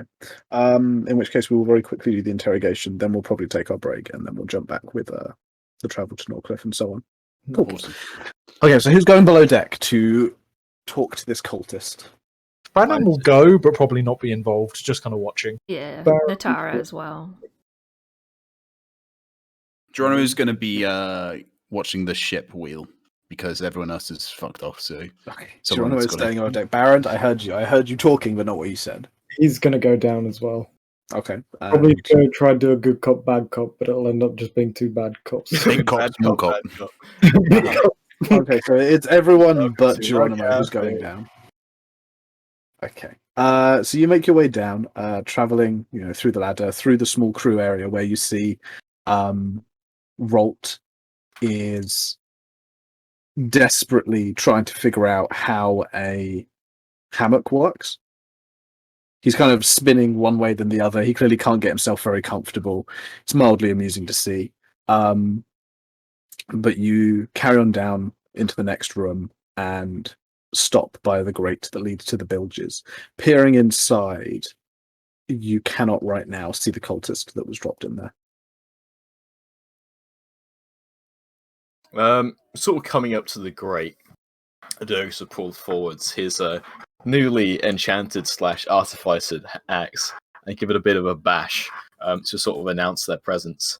He then sort of opens the thing up. No, we locked it, didn't we? So I take it he sort of reach out for the key, open the thing up, for not sticking his head down, but sort of shouting into it. And goes, "You're awake, Missy." In response, there's a rattle and then a splash as someone throws one of the small shards of pottery that you left in there up towards where you are, but it harmlessly hits the wood and then bounces down into the water. But she's clearly somewhere towards the back of the ship in the bilges. Look, you can't use our own bloody plans against us. We plan for this sort of thing, you know. And he's sort of at this, showing perhaps a bit of a dumb bravery, just marches down, sort of throwing himself into the thing below, axe just sort of raised. Look, we can do this nicely, or we can do it the hard way, and I'd much rather do it the nice way. Just it's better for the both of us. As you get down there and kind of lean down to peer through, you can see squatting, almost sitting back, the figure of the female cultist, her head shaven down to this almost stubble, her eyes smeared with this almost coal-like substance that had been used to paint her face, now totally a mess. And down one cheek you see the streak of blood that has dripped down from an injury on the side of her head. She peers up at you and she's kind of clutching another small piece of pottery and got her arm back, but you can tell she clearly is exhausted. She's clearly still injured, and she's looking pretty weak as she just fearfully cowers in the corner of the bilges. Look, we're not going to kill you, you idiot. And he sort of drops on down now, I imagine, letting out a bit of a splash as he lands in this thing and then sort of squats down quite a bit, sort of peering towards her. Look, are you going to stay down here and starve to death, or do you want to cooperate? No cooperating with you. I mean, you can just die if you want, so, we can keel-haul you. I heard that's quite fun. Give me an intimidation with disadvantage. This is going to go incredibly well. It might actually. It's a 12. It's a 12. With a 12? Hang on. I'm going to have to do a check of my own here, because that's a fair roll. There's a pause, as for a moment there's a kind of softening at the suggestion of essentially mercy, food, not dying. For she shakes her head slightly as if almost throwing off the charm that you were trying to give out. I die, and you'll be returning me to the ocean. Well, who says we're going to be throwing you into the ocean? You said you'd kill all me. Well, that won't necessarily kill you. I mean, we'll drag you back up, take you to land. I mean, hell, probably lob you in a volcano for the pathetic, what's the word, irony? My soul will go to the right place. Oh, well, I mean, if you believe that, then you're free to believe that. Look, do you want to, he sort of peers his head back up. Should we just kill her? I mean, she's clearly brainwashed or something. Try this. Baron drops a potato sack down towards Durgus, containing Felia's head.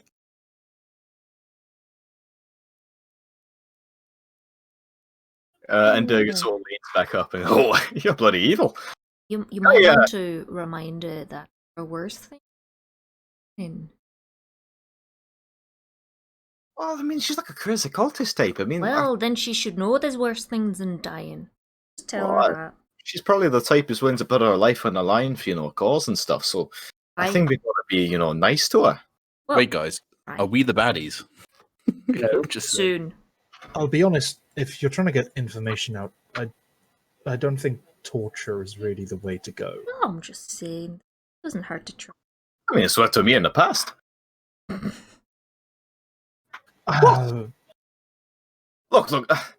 Look, Miss It.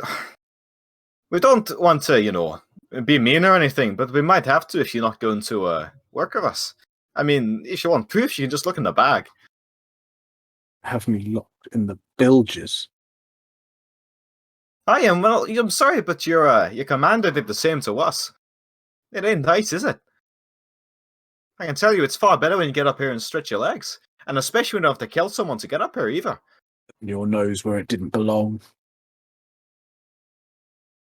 Well, I'm sorry, but we're going to keep doing that. And unfortunately, it's our nose going in...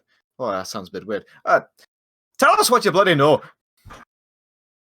I am in the service of they that slumber below, they that slumber are dead, they are dead and no longer dead, they are no longer dead, do dream. She begins this kind of incantation as her eyes shut, and she actually clutches the piece of pottery almost close to her chest as if it's some kind of talisman, though you yourself know it's part of a pissy pot. Maybe mention what's the thing? Ulcraw, yes. I mention that.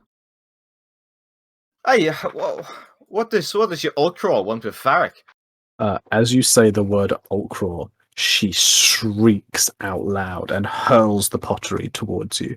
What is your AC? Oh, that was effective. It was a 16? Yeah. Oh, she rolled a 19.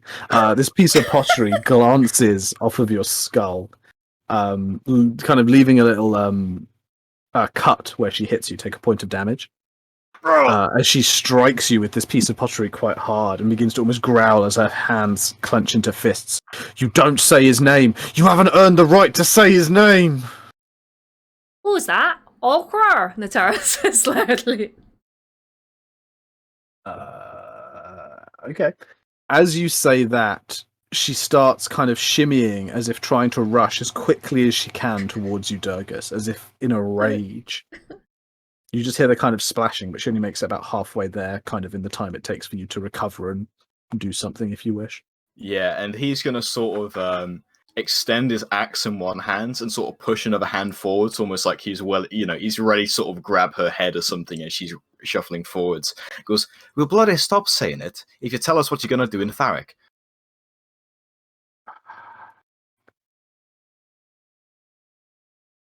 No, she's just going to keep charging forwards as she runs up to you. Douglas, just climb out. Just let's leave her to calm no, down. no. You don't get a chance Okay. to say climb out. There's a pause there. She continues to push forward, pushes herself up into the space, and jumps at you, Durgus. Roll me a dex check very quickly. Dex, okay. Yeah, just roll me a dex check. Not This safe. isn't so much for an attack or anything, just... Oh, it's the bad one. Fuck my luck. Okay. There's a burst of speed as she manages to get to you first before you can kind of do anything with your axe. And she's going to try and wallop you with her fist. Don't Not move with that head. Not with an 11, she's not. So she goes forward to try and punch you, and with kind of that hand up that you had, you just swat the swing to a side. Are you going to do anything? He is going to try and... I think he's going to try and grapple her, if that makes any sense. Sort of like get one arm and sort of bundle her down to a bit of a headlock, if that's possible.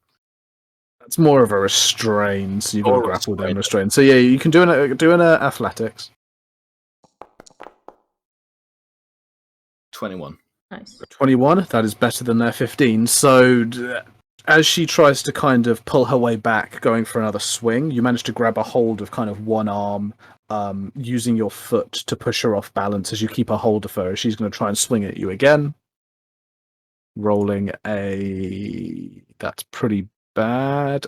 15? Didn't you say your AC was 16? Yeah, mine's 16. Yeah, so she swings again, and this time she does hit you, but it kind of catches you in the midriff. It's in the armor. What you're wearing kind of softens the blow so much that you don't really feel it as she tries to punch you again. If you would like to try and restrain her, you can now make another athletics. He will. 15. And she rolls a 12. So with some kind of twisting and leveraging of your weight, you manage to kind of pin her arms back so she can no longer strike out at you. But she continues to kick. She's spitting up at your face. She's howling abuse at you. Yeah, and with her sort of howling and obviously in this sort of headlock sort of situation, he is going to... I don't know why you guys made me do this. I got a -1 to charisma, but it's fine. It's fine. And then he's going to take his axe and sort of level it near her head. And goes, I suggest you stop your flailing. Otherwise, we're gonna just have to lock you down here until you're starved to death. Lying in your own piss and shit till you go to the hell of plague, whatever bloody other gods you believe in.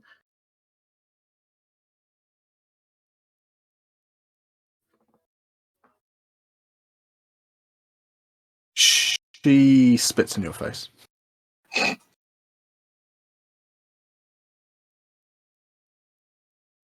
Do you need any help down there? And he sort of peers back up. Can't just bloody kill her already. Maybe That kind of pulls a No, not yet. expression. just don't kill her just yet. I'm sorry then, but do you have any questions to ask her? Well, their numbers. We know their numbers. How She's many not gonna are say shit. I've said she's cuckoo.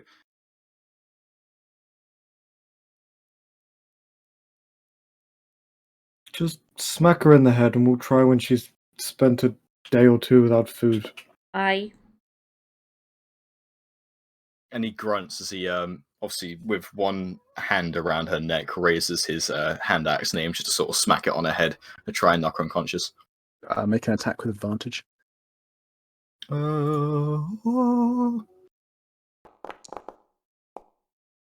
15.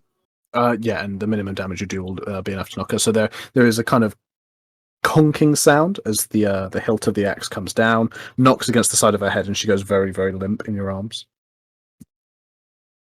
And he grunts. He then sort of reaches to his backpack, letting her just sort of splash to the floor as he drops her. Before Omi to just quickly bind her with, or not quickly, but quite, intently bind her with his rope. Of course. Easily enough done. Thanks for the bloody help, he says, sort of peering up towards the others. I don't think we were going to get anything out of her. I'll be honest, you were the one that said you wanted to deal with it, so... Well, no, I bloody didn't. You said you'd give me some sort of consolation prize. If anything, this has made me even more angry. It was more a way of getting you to deal with the whole anger system, but apparently not. Well, clearly you've not interrogated people before. It's not exactly a chill, calm experience. Normally we don't go attacking them. Normally you're supposed to convince them to want to help, but Aye. I suppose that's one method. Well, I'm sorry, but can you convince someone who's, crazy like this? Yes. I mean, she would have tried to kill us before. Why did you not come down here before then? Can you Brandon shrugs. Can you pass that head back up? I really don't want to lose it. I've got a thing planned. You've got a weird obsession with that head. I want to throw it at him. Okay, it'll be funny, and just let me do my thing. Okay. Oh no judgment. It's just funny. Good. Durgus is gonna sort of scoot the woman up and just sort of lay her down, so she wasn't like choking in the water, and just sort of leave her there before grabbing the bag, sort of throwing that up towards Baron, and then trying to heave his way sort of out the hole. Yeah, he'd catch it and then probably put an arm down to help Durgus climb back up. Yeah, and as you clamber your way up, having made some very amusing banter, sure, I think we can take our break here, and we can jump back with you guys setting off towards Norcliffe. Yep. Yeah? Okay, fantastic. So we'll take a break here, we'll go get more drinks, go do more potty breaks, and we'll be back with our journey to finally a new location. Yay! It only took over half the session. What can I say? We like our roleplay, Alex. I love it.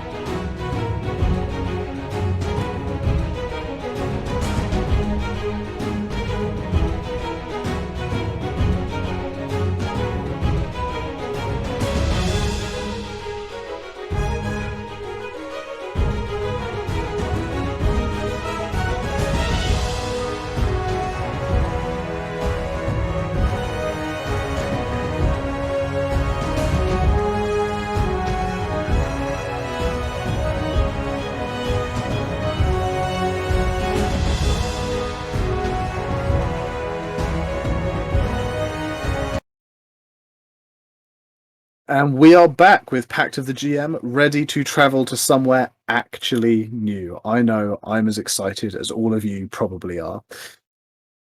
So, having now left Storia, perhaps for the last time, we are following our party as they bed down for the first evening of travel. As they do so, I would like everyone, please, to give me a intelligence check, please.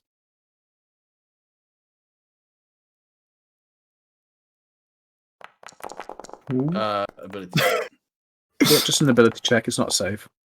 That is an 18. That is a 21, 10 for baby. me. There's a Two. lot of dice 21. spinning across. 18, boys. Okay, 2 18s and a 21, a 2 and a 10. Okay. Natara does what Natara does best, which is absolutely nothing to help. She's just She- scribbling away in her book. She's pretty scribbling much- away. She yeah. goes to bed.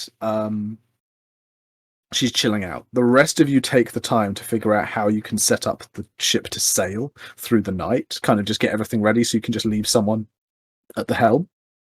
And you do manage to do so. You travel for a couple of days. And you can all take a long rest. Yay. Ooh. Yay.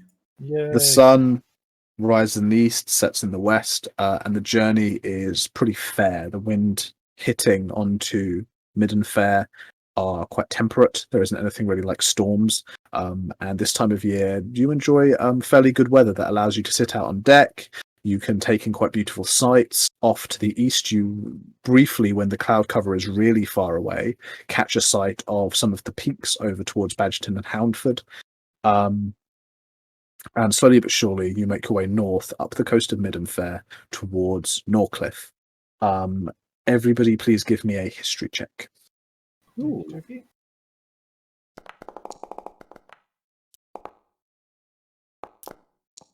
Is that a 1?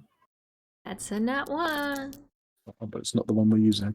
18. That's a 15. Okay, everyone who rolled a 9 or higher, so that would be Brannon, Barrand, and Durgus. If you click on the Norcliffe icon, you should get a little piece of lore.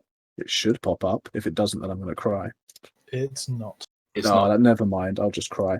It doesn't matter because I can fix this in other ways.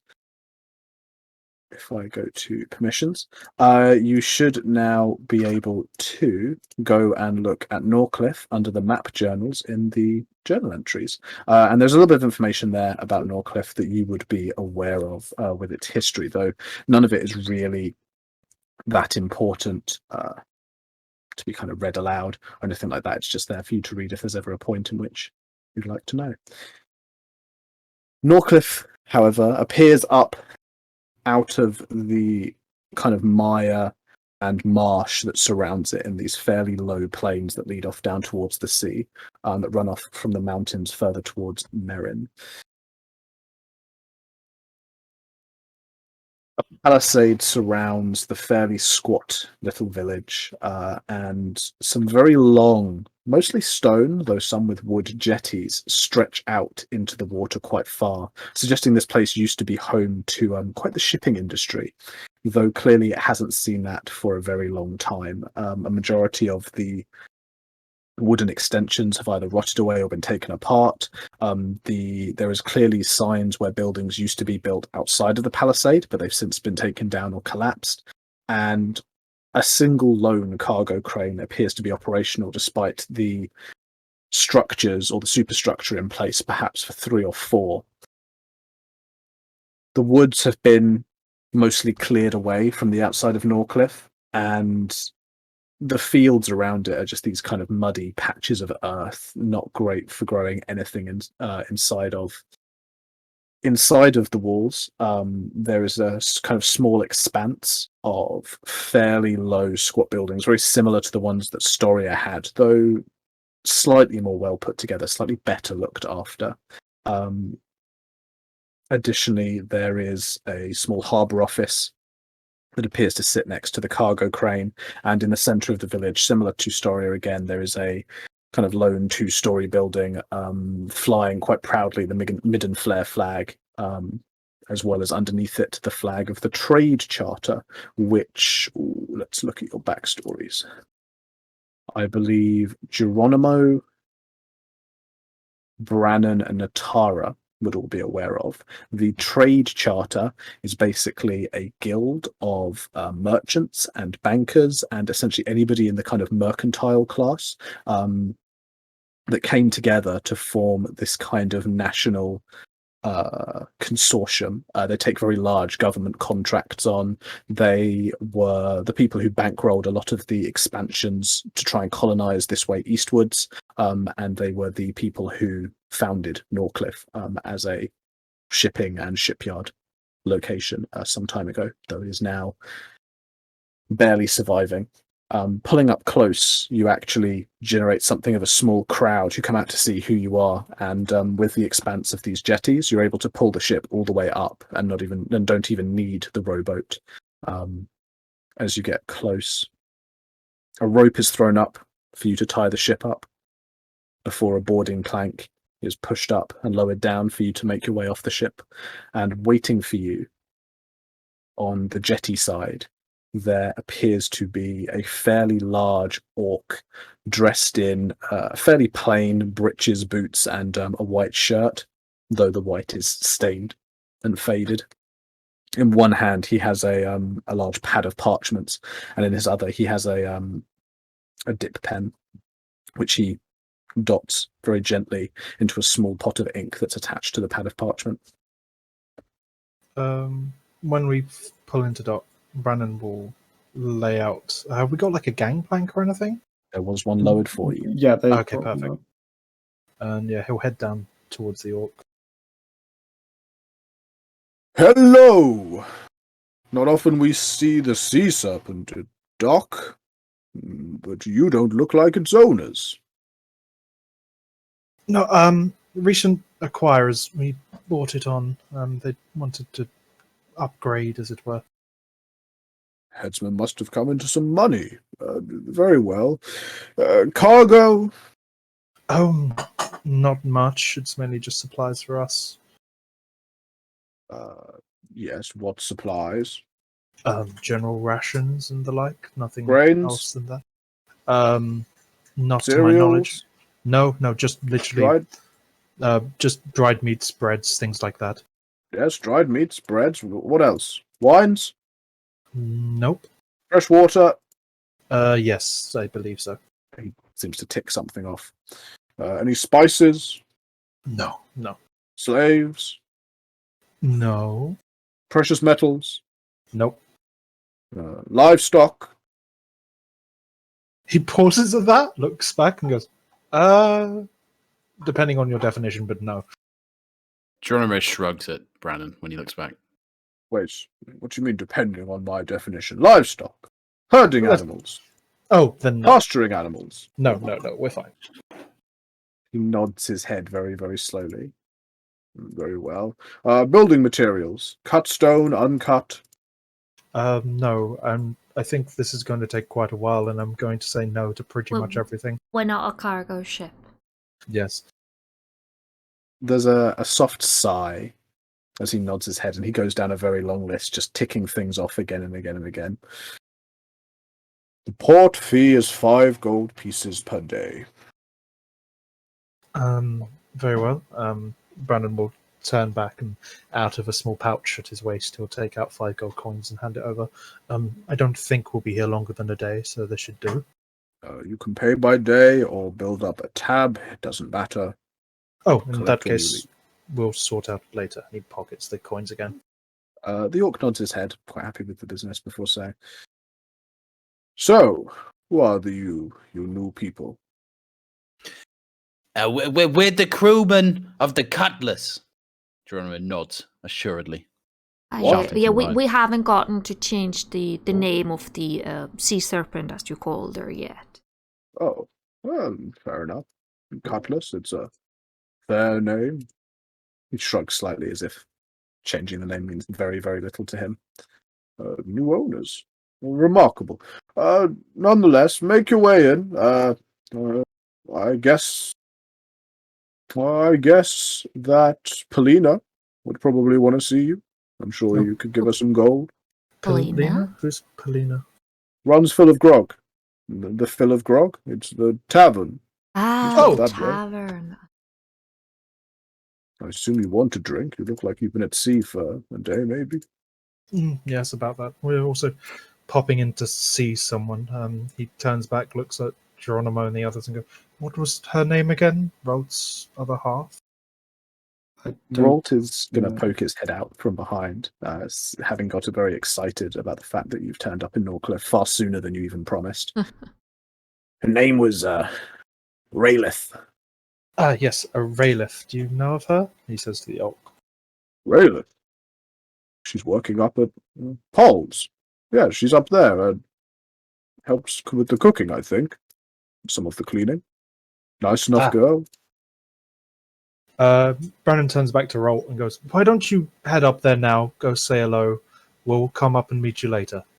He scampers past as fast as his little bow legs will carry him. There's almost like that kind of cat screeching noise as he very excitedly scampers past, kind of slides past, and then runs off down the jetty up towards the center of town. Geronimo looks at him and goes, "Oh wow, I didn't expect old Pawsey to be so quick." Well, he's getting what he asked for, so I'm sure he's excited to see her. Certainly has a place to be. Yes, anyway, as I said, get yourselves drinks. Any business in town? You're not traders, you said, no? No, No, we'll probably we're pick up trade. supplies and things, but we're mainly only here to sort out that. Points at Rolt running off. Fair enough. Well, we've got an exhibition in town if you're interested. An exhibition? Yes. What The kind? fighters. Fighters? Yes. It's something put on by something we put on every 6 months or so. Yes, we do it about twice a year. Bring some fighters down. It's funded by the company, of course. Put on a bit of a show, put a purse on the line. We run something for the irregulars, but also, given the state of you, he nods at Durgus and Baron, who obviously are wielding their weapons quite openly. You might be better suited for the more professional bracket. What's some sort of fighting circle? Like a tournament? Yeah, more like a tournament. Circle makes Aye. it sound barbaric and yes, not at all what we're looking for. It's an exhibition. It's a show for the people here. Try and keep them happy. But if you win, you can there's 400 on the professional bracket and 20 on the beginners. Baron would look towards Durgus. I'd say we go try and make a bit of money then. Oh, yeah, I don't see why not. Can we go as a team, or is it only singles? I'm afraid the duels are singles. Ah, well, I'll be sure to show you what for then. He sort of peers up towards Baron, smirking quite heavily. Yeah, Baron returns a smile. Well, we'll see if that happens, or perhaps you'll get knocked out in the first round. He kind of nudges him, looking to make his way kind of onto the actual jetty. Yeah, the orc moves out of your way and just nods his head. As many of you can enter as you like. The rules are you aren't allowed to kill. Your weapons will be swapped out for wooden versions, and they still hurt, I promise you. And any breach of the rules will obviously be faced with the full punishment of mid and fair in the Republic. We take it very seriously. These things are meant to be fun. People get hurt, but there are no deaths. Yeah, Baron kind of just nods slowly as he listens to the rules. Where did you say that was again? It's just outside the palisade, the other side of the village. There should be a tent, or maybe it's a booth they set up. I can't remember. I didn't do it. But there'll be a tent or a booth set up. One of the employees will be able to take your name. You have to pay, put a down payment of 20 gold per person that fights. And when we have everyone in, and when we hit noon, we'll do the first drawings. It'll be randomly allotted, 3 fights, or 3 including the final. So you have your first bracket, your second bracket, and then we have the final. At the 20 gold mention, Baron's face would kind of drop a little bit, reaching into his pocket and pulling out 8 measly gold pieces. I'll kind of look around to the rest of the pie. Don't suppose I can owe anyone? Well, I don't mind helping you out, Smallsy, but you gotta promise me you'll win. I only got 10 on me. I don't need to make any promise, Geronimo. It's guaranteed. yeah, I don't mind putting some money down as well. Also, we've got that thing we got off the tiefling that we could always sell for a bit of money. Sell it? You mean the strange mace thing? Yeah, I didn't think Right. any of you wanted to use it, and she didn't want it anymore. Don't know whether it's something we should sell just yet. No, just hold on to it for now. I mean, we gotta have that thing looked into first. I mean, maybe magical or something. Oh, I've already sorted it. Didn't I tell you? Oh, you did? Admittedly, I tend to ignore you a lot of the time. Oh, well, it can change shape into any weapon you like. Can it be a great axe? Yes, I assume it was any weapon. Well, it seems handy. I mean, why don't we just hold on to it? I mean, maybe if we do some sort of espionage thing, we could use it as a little dagger and then turn it into a big old blade.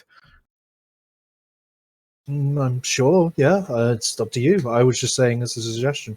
I think maybe just keep it in mind in case the worst happens and you do lose and we need a bit of money. Aye, well, how much do we need? I mean, to enter. Whilst you're talking, sorry, very briefly, the orc will probably go, you're talking of weapons, and that's fantastic. But just remember, in the fight itself, wooden, no lethal.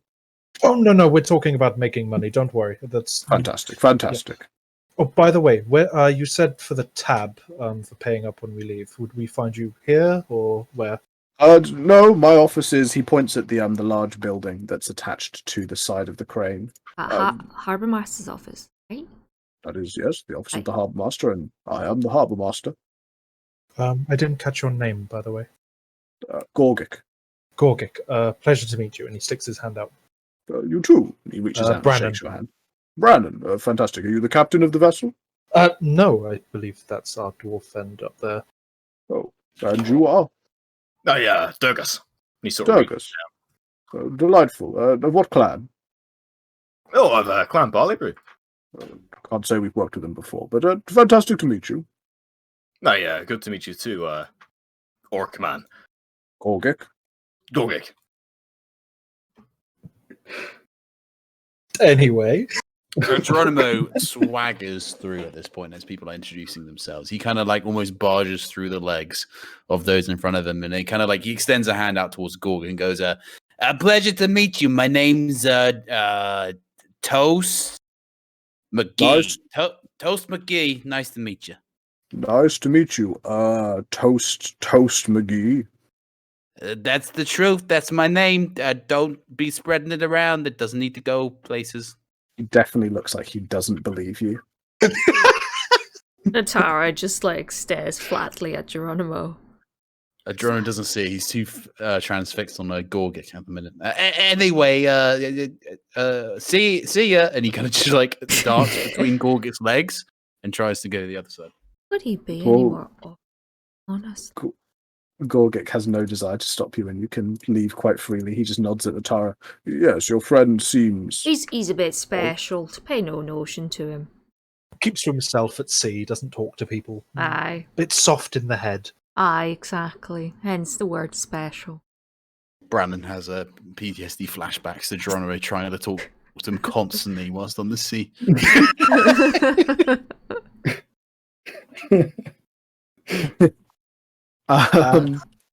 Yeah, he kind of looks between all of you, sees if there's anything else you are interested in doing. How... I'm assuming do you have a headsman here as well? A headsman? Oh, no, we have a director of the Docklands, Pelgea. What?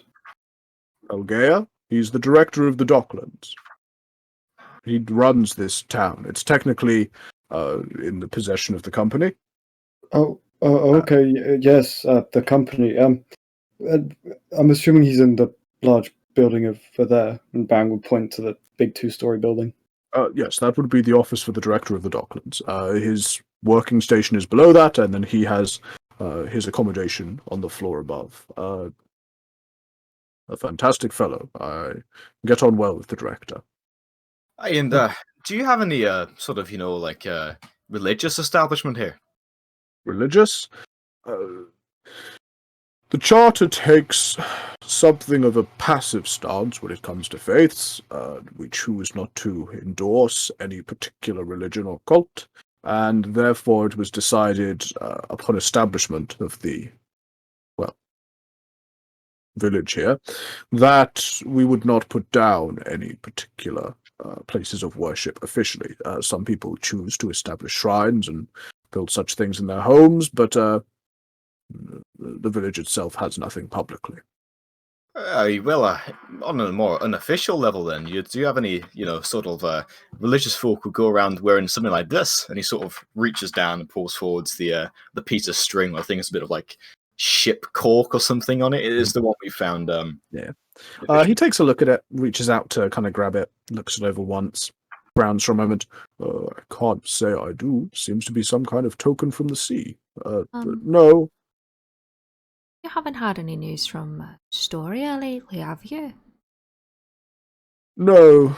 The most recent letters arrived a few months ago with the headsman, Argo, I believe his name is. When he took power, he'd sent some letters just suggesting that if we needed anything, we were to contact him, as he had just been elected.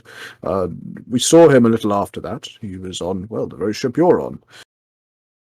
I see. He's left town now. Aye, I think they're having a new election relatively soon. Yeah. Oh, I see. Well, as long as he's moving on to bigger and better things. Certainly things have been quiet down Storia way. They didn't always. Oh, not always. Well, funny you should mention religion, cults, and things like that. It's just we would often get a few malcontents and funny folk who would come up here looking for something new. He shrugs slightly, but since Argo was elected, they don't really come through so much. Obviously, Raelith was one such individual who moved here, but she doesn't really talk about Story all that much. No. In any case, I'm off to the inn. Thank you for giving us all this information. And I'll pop in later, maybe tomorrow, to pay off our debt. Absolutely fine. We run on the mornings, so by sunrise tomorrow, your first 5 will be due. Sunrise after that is your next 5. Perfect. Thank you. Fantastic. When's the latest you can join in the tournament? They want to run the amateur or the beginners at around midday. The plan is to run the professional in the evening, but depending on how late the amateur runs, they may push it to tomorrow. So just go early this evening and see what's happening. The earlier you turn up and sign up, the more likely that you'll definitely get a place, or not a place, but that you'll definitely be in time. But really, it'll be whenever it's run. You probably get some kind of notion through the people. They kind of all tend to gather when a rumor passes that they've started another fight. Yeah, Baron nods to that. I might look to sign up before I head to the tavern. No, I'll do the same if that's the case. And how much was it to sign up? 20 gold each. 20 gold apiece. Do we have that much money? I've got about 20 left, so I don't mind got putting some money 10. towards it. But I as have I said, I'm 8. keeping at least 10 on me, so I'll put 10 towards anyone's payment, just because I don't know whether we'll be here one day or two, and I need supplies Maybe as the well. Oh, Jerome's gone. Never mind. Well, Geronimo did say it'd help me pay for it, but Well, how I'll go about this? find him before we go. How about Baron would this? see Geronimo in the distance waving. Yeah, he'd kind of give an awkward wave back. How about this? And Baron takes out 10 gold and puts 5 to. Gives 5 to Durgus and 5 to Baron, and goes, "I can't give you more than that, but that's 5 gold each to start you off at least." would take it, give Brannon a nod. Thank you. Not a problem. Yeah, you have my thanks. Now, I'm still 10 gold short, admittedly, but I'm sure we can Oh. scrounge together something. Well, I only have 10, so I guess you can have 2.5 each. I guess that's something. No, thank you. She'll hand over 2 gold and 50 silver. 5 silver, 10 tens. 5 silver, sorry. That's all right. And I'm going to trust you to keep track of all of your money. Yeah. Oh yeah, I'm doing it. Don't worry. and how much did Geronimo have again? Geronimo is still in the distance waving. Yeah, he's talking towards Baron now. I don't know, but I only had 8, and he said he'd pay the rest, so a decent amount, I assume. No, well, hopefully she'll be able to, get both of us in if that's the case. If not, I may have to do a bit of busking. He sort of reaches behind to begin pulling out his bagpipes. Maybe not. You know what? Why don't you go head to the inn? I'm gonna stake out the ship, see if I can find something that's worth selling. We'll catch up with Geronimo and go sign up and head to the inn after that. Yeah, so I'll meet you at the inn, and he's gonna start heading back onto the ship. And Baron will give one last nod towards the friendly York Harbour Master and go meet up with his tiny friend. So, who's heading to the tavern? Who's heading to the where? Just so I can note it down. So Brandon's going back on the ship. Shit. For now. Brannon on ship. And Natara's just going with the rest of the group. I think the rest of us are going to sign up. Yeah. Well, you went to the tavern or to sign up? To sign up, Sign I up. think. She's just going to go with them and then go to the tavern after. Okay. So traveling through the village, you get a kind of sight or a kind of run through of how things are here. As I mentioned before, things are clearly quite poor. People aren't doing very well. However, there is definitely a brighter mood than there was in Storia. People are friendlier. You get a few nice waves from people, a few curious onlookers, more though it seems to be that the fact that you're just newcomers, and that's exciting, rather than any kind of rejection of strangers or travellers. You actually pass by the tavern as you make your way through the village. In fact, I can move us over to a village map for Norcliffe. Oh, a village map. Yeah, though it might take us. It might take you a second to get through, and it might need some adjustment for the stream. No. Let me just double check. I did actually activate it. Yeah, There we go. Let me actually activate it there. At Village Map. At village Nothing's map. popped up yet. It's fine. It's got to It should load for load, all of you. yeah. Yeah, it's got to. There you go. Some of you are coming through now. The stream one may need to be adjusted so that it's in line correctly. But yeah, there you go. So you have Norcliffe. As I mentioned, you actually pass by a fill of grog as you make your way out north of the village to a small clearing between a set of buildings in which a crowd has gathered, not to talk to an individual in uniform standing behind the counter, but just kind of gathered around waiting for the next fight. As you approach, a few people look at you and you get some curious glances up and down, judging your weight, judging your mettle, seeing what you're like. Though you do notice that a majority of the people here are probably locals. Most are armed with what just look like fairly large cudgels or sticks. And nothing in particular, though in amongst them you can definitely see that there are what you would call some seasoned professionals, definitely fighters who look like they could carry their own. Baron, give me a perception check with advantage. Okay.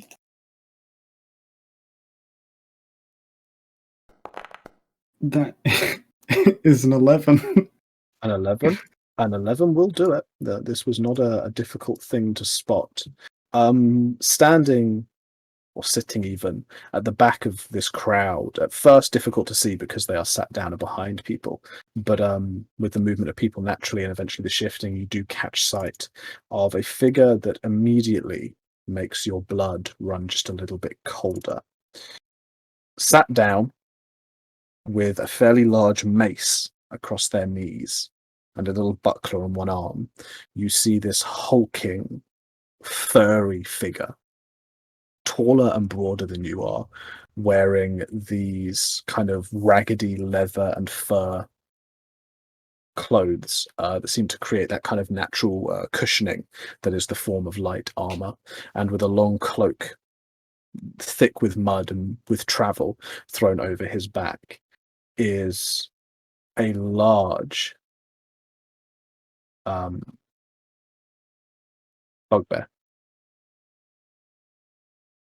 The bugbear for you is particularly not scary, but particularly disturbing, however, as across or down one arm, tattooed quite clearly where the fur is at its shortest, is what looks to be a kind of curved line, like an upside down U, with a number of spines coming off of it.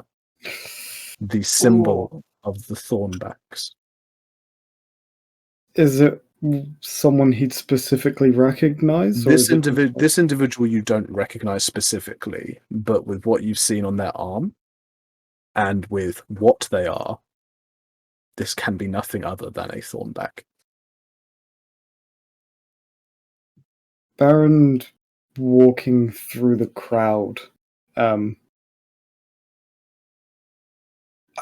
think he'd probably try and remain relatively calm and collective. Being around kind of general population, pulling out his axe and seeking to decapitate someone isn't good. So he'd probably just kind of try and keep his distance a bit, remaining relatively quiet and keeping his eyes on the certain individual, as he would just try and make his way to the sign up area. Yeah, as you approach the sign up area as a group, there would be a fairly lithe wood elf sitting behind the counter. As you approach, he stands himself up. Hello, yes, welcome. Are you going to sign up for the fight? Yes, I believe me and the dwarf are. Both of you? Absolutely fine.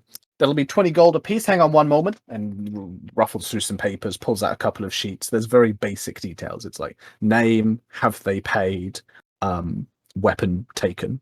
And I go, so name quickly. Baron Blackwind. Baron Blackwind, thank you. Payment? He'd pull out the 16 gold, 5 silver, and look to Geronimo. Do you reckon you could cover the rest of this? Yeah, Geronimo kind of reaches into his pouch and pulls out 4 gold and hands it towards Baron. There you go, pal. Yeah, and he'd take the gold. And I imagine he'd probably tap Geronimo on the shoulder, though much heavier than realizing and knocking him down a little bit before handing the gold over to the wood elf. Yeah, Geronimo kind of shudders, kind of like jelly, kind of like going whoa, whoa, whoa, as Baron kind of taps him aggressively. As you hand over the gold, that does leave you with 5 silver. He nods his head, going, and you gotta hand in the axe.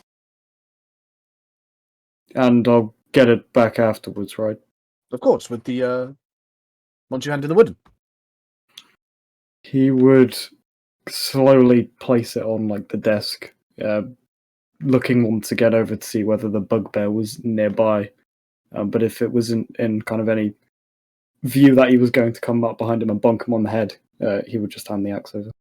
No, certainly the bugbear still seems to be sitting where it was, and hasn't moved, and doesn't even seem to have noticed you. And you do notice across his lap that mace I kind of mentioned is made of wood. It's a heavy wooden club, if you will. It's not actually made of metal or anything like that. Okay.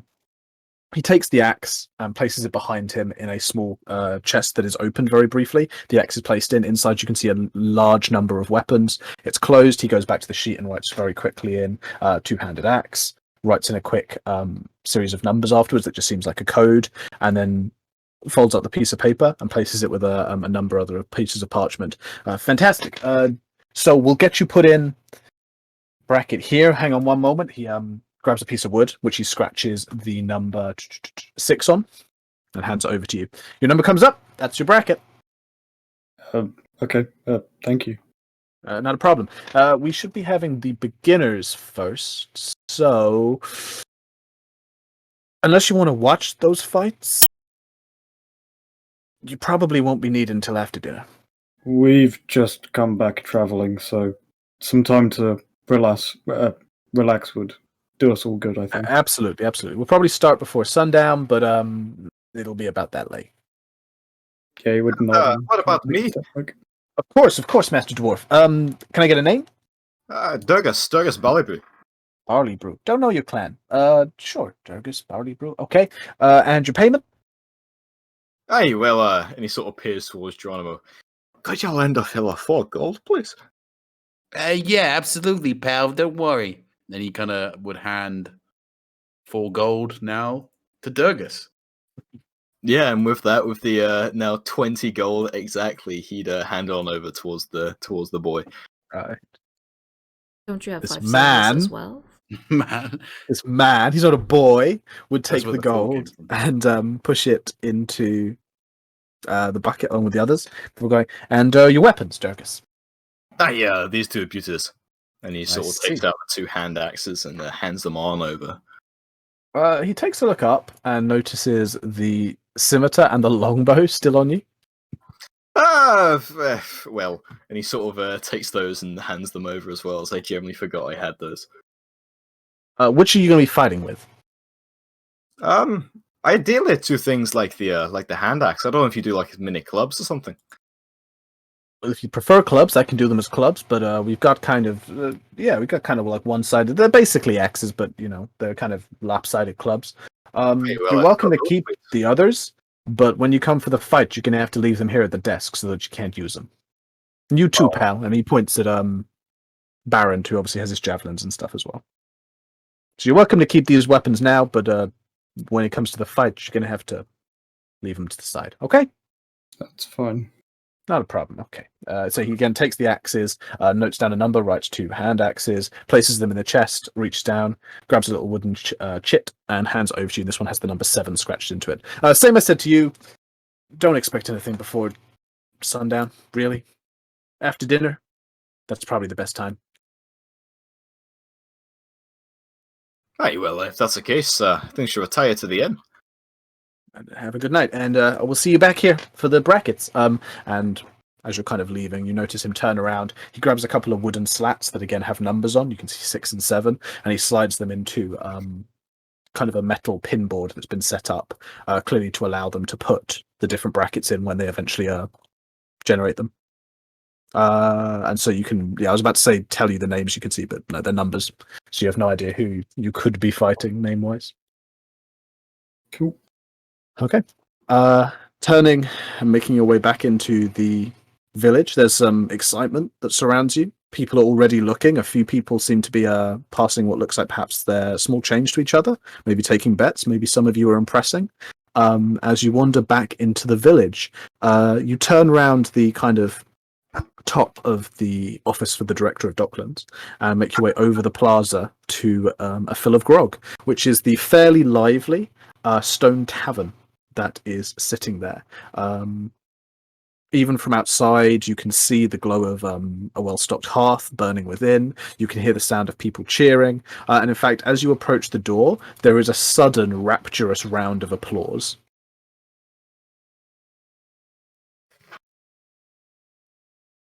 Geronimo's going to look around to see who's getting applauded. Kind of almost mistaking it for himself at first. Poking your head inside, you have the kind of squat, cramped seating area. Not because it's a fairly small building, but just a lot of tables have been squeezed into the space, with perhaps 24 people sitting around together, though all eyes are turned towards the center of the room, where you see Rolt has taken this fairly skinny female wood elf in his arms, and he has turned in that kind of dramatic romantic pose, has lowered her down, and they're currently kissing in the middle of everyone, and there is just cheering and applause, and everyone is super delighted for this couple. Well, I suppose Rolt got what he came here for. What's bloody going on? I can't see anything. Yeah, I can't see anything either. Moments of cheering and applause and celebration pass, and Rolt replaces Raylith where she was standing. before they seem to just kind of stand arm in arm, holding one another very, very closely. A human with kind of long, curly, golden hair and a large scar down her cheek steps forward, claps her hands together. Oi! So, that's a drink on the house for everyone, and good luck to the happy couple. And she points at Raylith and Rolt as she says that. Go on, grab the corner. Raylith, you take the night off, all right, girl. And the pair move over to a corner which is kind of cleared out for them, and they park themselves down and just kind of sit happily, hand in hand, ignoring the couple of drinks that are pushed towards them for free, as they seem to just get caught up in being back together. Geronimo's going to look to the others and go, do you think we've lost our... do you think we lost Pawsey? Is he gone? Well, maybe, or maybe she'll come with us as well. We should just go and see. Aye, we'll ask him. Are you going over to see Rolt? I think so. Yeah. So moving as a group, you get, again, the look of people who clearly don't recognize you. A couple of people nod. Everyone seems to be in a very good mood. The turning up of strangers now is almost celebrated. Just people just seem to want to celebrate things now, having seen something so lovely.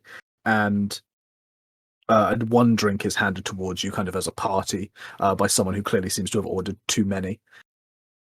Moving over still across the room to the corner, Rolt and Raylith don't seem to look up, though when you're finally standing in front of them, the Tabaxi does look up with a bit of surprise and then grins, his whiskers almost twitching in happiness, allowing you a close look at Raylith, who is a rather petite, very thin, as I mentioned, wood elf. Her hair is cropped quite short and is this deep, almost nutty auburn colour. Her eyes, quite a lot like Rolt's, are actually two different colours. She also has one yellow and one green. And she kind of sits almost protectively, quite close to him, shunting a little bit closer as you approach.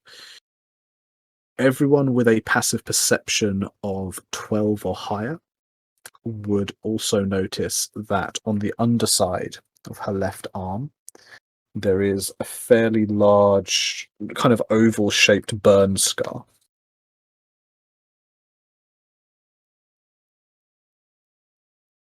As the party would approach, did you say that they haven't really paid any attention to us yet, or are they just kind of like... They don't as you approach, but by the time you come standing in front of them, there's kind of no way not to notice you. Okay. And Rolt seems in a good mood. He doesn't seem averse to seeing you. It seems to be Raylith who's not quite certain. Yeah, well, Baron would give Rolt a smile. Care to introduce us? Of course. Raylith, my love. These are the people I told you about. They came down to Storia. From what I heard, they chased out the headsman. Her face remains quite still, as if she's not quite sure she believes it. No, really, I mean it. They saved me. They took me away. I came on their ship. I promise you, they're good people. And with that, her face splits, and she grins as she holds out a hand to shake someone's. Geronimo immediately goes in there. He is hand first in for the handshake. He grabs her hand, holds it firmly, and kind of like leans it into for like a kiss on the top of her hand, and goes, It's a pleasure to meet you, Pawsey's girl. My name's Toast. You can call me Toast. That's it. There's kind of like a slight squeak of surprise as you push your way through and shake her hand and then kiss, and she goes, lovely to meet you. Toast? She looks at Rolt for a moment, and then you guys at the party questioning as if like, really, this guy's called Toast? Nickname. Oh, Toast. Lovely to meet you. Yes, Rolt was telling me you're... I can't express how happy we are. You've helped us so much. When I left, I wasn't sure I would see him again. She turns back to Rolt and reaches up and kind of runs her hand down his cheek, and he reaches up and takes her hand protectively. Really, it's just amazing. Thank you. It's a pleasure. I mean, it all started when I got this ragtag bunch together. We formed this amazing party under my leadership. Fergus sort of butts in and pushes Geronimo to the side, leaning in front of him as to also quiet him down. So, sorry about that, but not to be pushy or anything, but what are your plans now? Huh? Oh, we hadn't really talked about it, had we? And she looks at Rolt for a moment, and Rolt shakes his head. No, well, I had mentioned, I spoke to these guys, and I said I'd stick with them, if they'd let me visit you here. The word visit, her face falls slightly. But, I mean, he looks between her and you, and then back to her. We can talk about it. We can talk about it and see what happens. Before he can say another word, she looks back to you guys as a party and says, what is your intentions? Baron would probably look between the party and then back towards the two of them. We each have our own intentions. It was luck, I suppose. We came by each other, and to be honest, we weren't even expecting to meet or help Rolt, but I think I can say from all of us, and he'd look to the party again, and correct me if I'm wrong, but if you wanted to travel with us, see the lands, you're more than welcome to, but I also personally think that if Rolt chooses to stay, I don't have any problem with that. He looks... Sorry. So yeah, we're the adventuring type. I mean, if you'd like to see the world, as he said, get a few stories under your belt, you're free to join us. But of course, if you're looking for the quiet life, I can understand. Oh, I was gonna. What was that? Geronimo's going to get up, having been knocked to the ground by Durgus, and then move and stand next to them and kind of nod emphatically. Adventures? Where exactly are you adventuring? Well, first off, we're heading to Varric. Well, eventually we're going to head to Varric. Well, it's not really the adventuring thing, but we've got some interesting company to find there. And I know personally, I'm looking for the. Is it called the decanter? I keep wanting to say decanter. Yeah, it's the decanter. Yeah, you're right. The drowned decanter. Hey, I don't know if you heard stories, but of the drowned decanter. Decanter?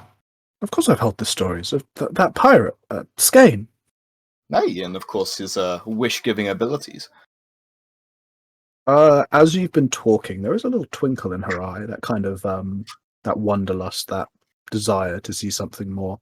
And Rolt has been watching her very closely and is nodding his head, clearly seeing that there may be kind of grounding here for the pair of them to go with you. Rolt then cuts in.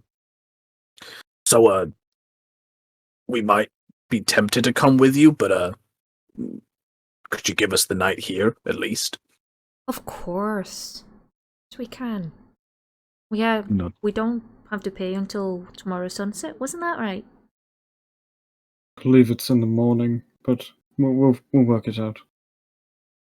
That's fine. Give us the night. We can talk about it. We can spend some time here. Of course. Looks between all of you. But in the meantime, I suppose we can celebrate you two being reunited. And how many tankards would there be on the table? On theirs? Yeah. 2, 1 each. And then someone has passed one into the party. So you guys between you have a tankard of beer. Baron would probably look for the tankard in the party. And if he was able to get it, probably raise it in front of the two of them. Mm-hmm. They smile appreciatively. To new beginnings. And Geronimo raises his beer and starts to glug it. You have a beer as well? I don't know. Weren't we all given beers? No, you weren't. We had one. Yeah, one was handed to you guys. Everyone else in the tavern got one. Geronimo could take the one from Baron. Yeah, you can share one. Geronimo steals the one from Baron and then proceeds to drink it all. Beautiful. What a sentiment, as they nod their thanks, raise their own drinks, and sip theirs a little bit more conservatively before placing it down and just kind of slumping kind of down together back in the kind of corner booth that they're in. Clearly just very, very happy, relieved, delighted, that kind of exhausted, just finally, almost like finally home sense of being close to one another again. Whilst you're there, give me perception checks, everyone. Oh my god, Reginald better not fucking be here. 22. He waves from another booth. No. I'm actually crying my eyes out. Okay, 9. 1, 2, 3, 4. I'm missing 1. Who are we missing? Is it Brandon? Brandon's Durgus. Durgus. yeah, Brandon's on the Brandon's not ship. there. Brandon's not there. What did you roll? Oh wait, you're not there at all, are you? You're on the ship, of course. I'm going crazy. We're missing a Durgus roll. I'm just going to roll for him. Ain't no time to wait for people. We got games to play. He rolled a 15. Okay. Natara and Durgus would spot this as well, though. Durgus can have this information when he is responsive. Peering around, as I said, the place is in really, really good heart cheer, and people are very excited to be here. And amongst those people, you notice one individual in particular who just catches your eye. It appears to be what looks like a guard. He's in a uniform very similar to the wood elf that you had seen earlier, only his has this kind of chain shut over the top, and leaning against the back of his chair there is a spear and a shield. And he's sitting talking to some other guards, and you just pick him out because he has that really kind of annoying, cocky attitude of someone who really doesn't deserve to be as proud as they are.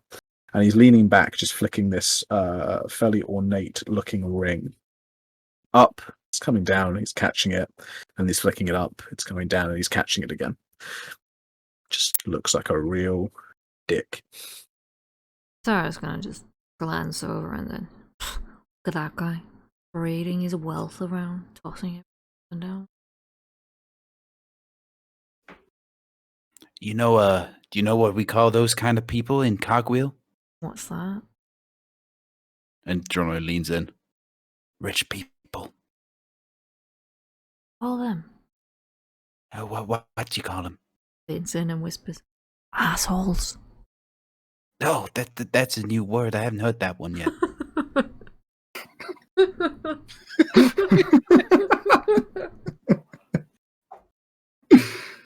Sorry. Any more plans whilst you're in the tavern? Geronimo walks up to him, he's like, "Hey, asshole!" Hey, you an asshole! It's like when you teach a child a new word. He's gonna call what have everything I an asshole done? now. What have I done? What's it called when you Alex? You'll definitely know the name for this. What's it called when you the word when you go around and you try and finish people's like unfinished drinks that they've left down? Oh, What's that? called? Oh, What's the name of it? You know what I mean? There's a name for it in English. Yeah, like- yeah. There is. I know what you're talking about. I don't know what you would call it. There's an Really actual gross, name for really it. grimy. Yeah, I mean, Like, that's there's lots of descriptors for what it I've is. heard There it is a called word. dredging. Dredging, yeah, Dredging. dredging. No, it's dredging. Dredging. Yeah, it We is. call It's it dredging. Bunslev, which means bottom slobber. I much prefer that. Your bottom slobbering. Okay, yeah. Geronimo is going to spend most of the time bottom slobbering. That's absolutely fine. You can make your way around. A lot of people are quite drunk, despite it still being kind of middle of the afternoon time.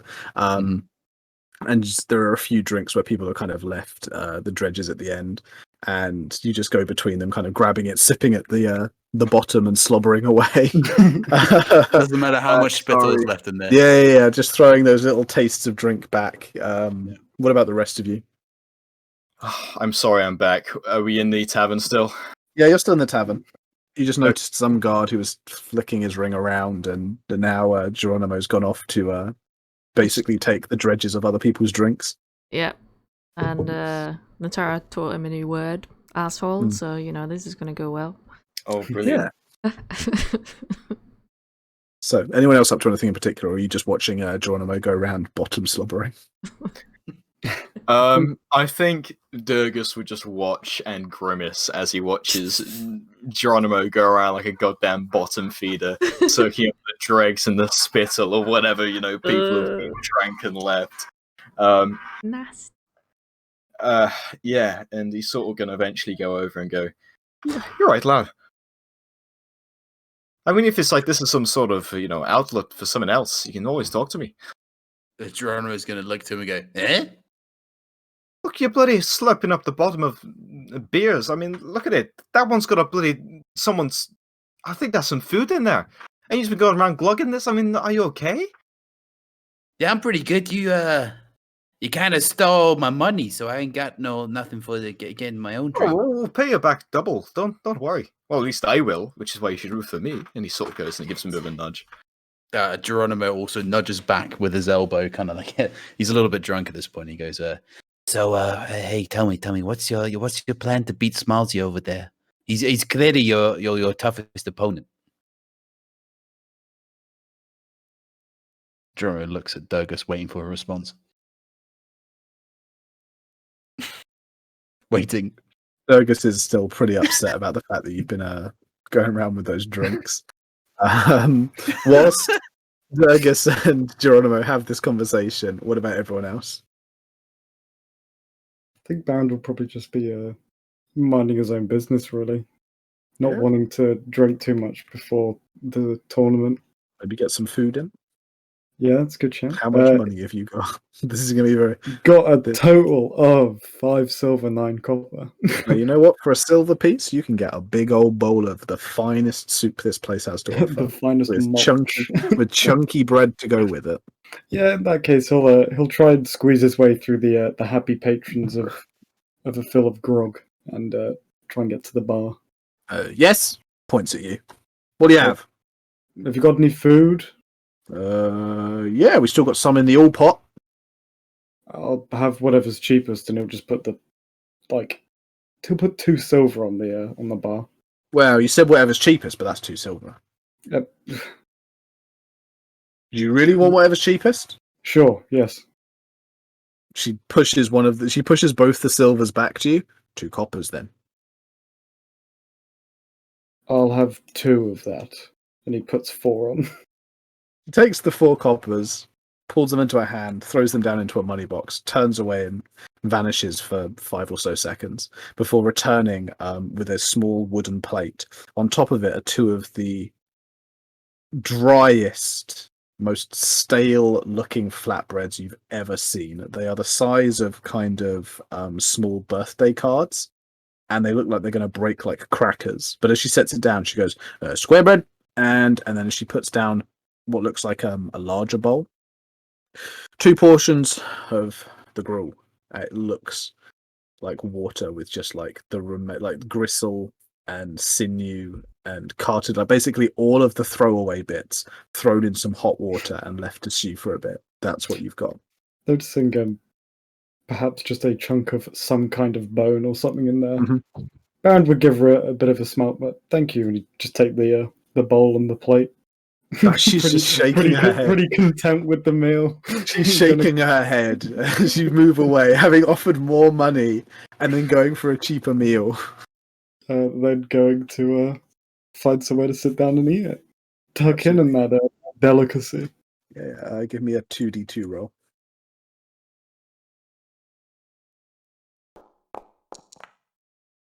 Both 2s. You can have 4 temporary hit points. Nice.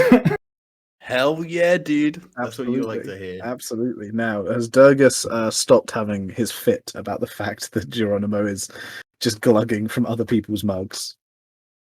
I don't think so. We don't think so. That's fine. Durgus is just brain dead right now. But that's What about okay. Brannon? Because Brannon's on the ship. Now, what is Brannon doing on the ship? Okay.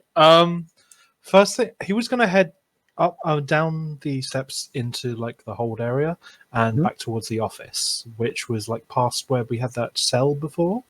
Yeah. So that kind of lower deck, not the bilges, but that kind of below deck is the area you go down into, which is kind of like the crew quarters. Then you've got the much larger kind of cargo area, which is where the grate down to the bilges is. And then at the front of the ship, in that deck, there is the kind of captain's quarters. Okay, so as he goes through, he'll first just check down in the bilges. Is that woman conscious yet, or is she still unconscious? She doesn't seem to have moved. Give me a perception check. Okie dokie.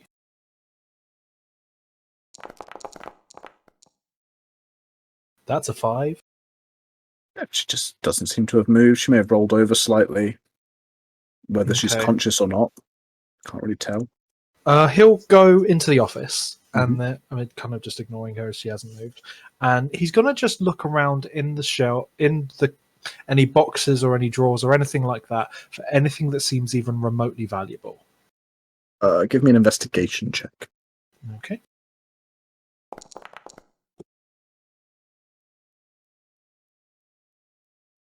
With a 23, that's pretty damn good. You dig through the office very, very well. You take the time, you look at all the usual kind of hiding spots that you would expect in an office like this, and you look around to see if anything may have been hidden. But you don't find anything. This office was fairly sparse to begin with. The furniture wasn't like anything too ornate where kind of hidden sections could have been. And checking through drawers and stuff, nothing locked away. This place is mostly empty. It clearly wasn't any kind of permanent office or home for, you assume, Felia whilst she was here. Mm-hmm. So I can't really find anything really of interest. Not really, not beyond what you'd already found earlier when you'd broken out. Okay. In that case, kind of ignoring it, it'll go back into the crew quarters, go open one of the boxes he found before with the food in, and grab like a little selection of foods, like some meat, maybe a bit of bread and something like that, and then head back into where the cell is and kind of sit down next to the grate. He'll knock on the wood next to it and go, "Hello? Are you awake down there?"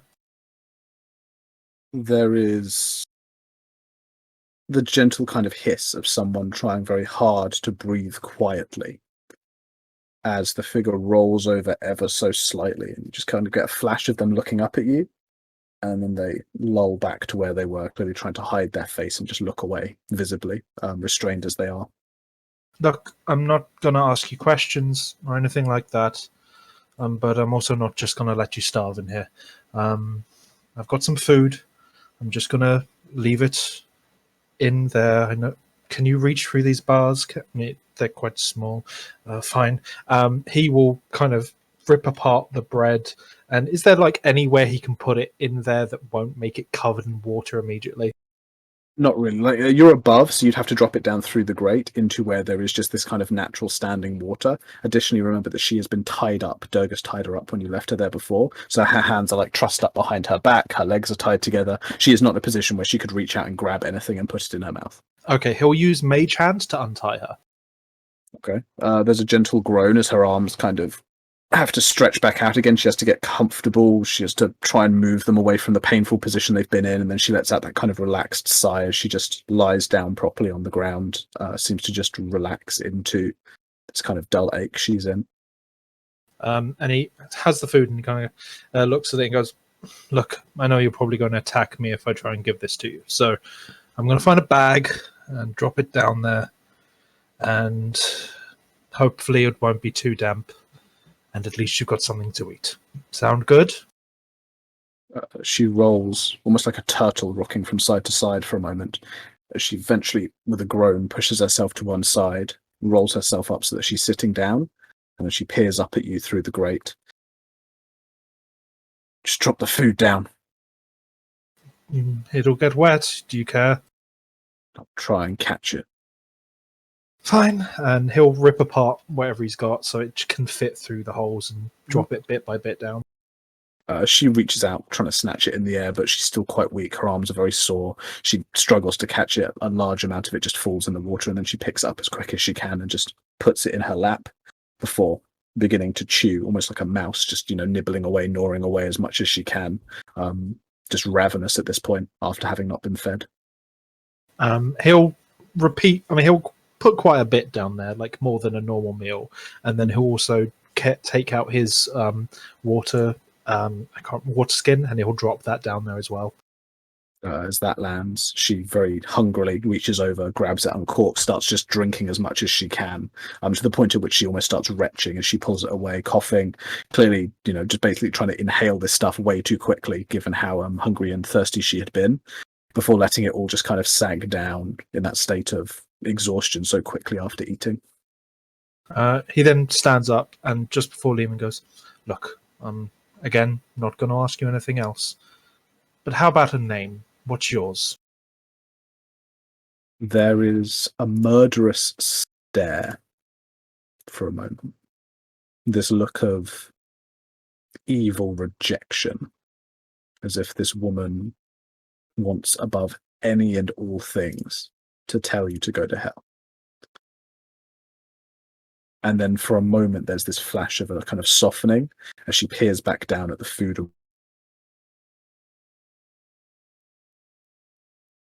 All words, just Ria. My name's Ria. Ria, good to meet you. My name's Brandon. I will try to make it so that doesn't happen again. And then he leaves. As you depart, give me a perception check. Okay.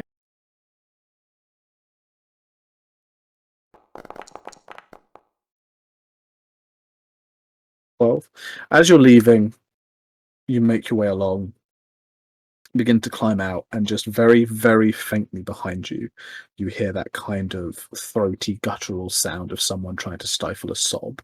And it's very, very quiet, and you hear it for a moment, and then they probably get themselves under control. Oh, God. He'll continue to leave. However, as he goes past, he'll grab a few more pieces of food and put them in a bag, and he's going to stash them in one box, maybe a little bit further away from the others, just together there so he can use for later. Yeah, there's plenty of food and rations down there. Most of it stuff designed to keep for a while. You know, the bread's hardtack, the meat's dried. It's all good.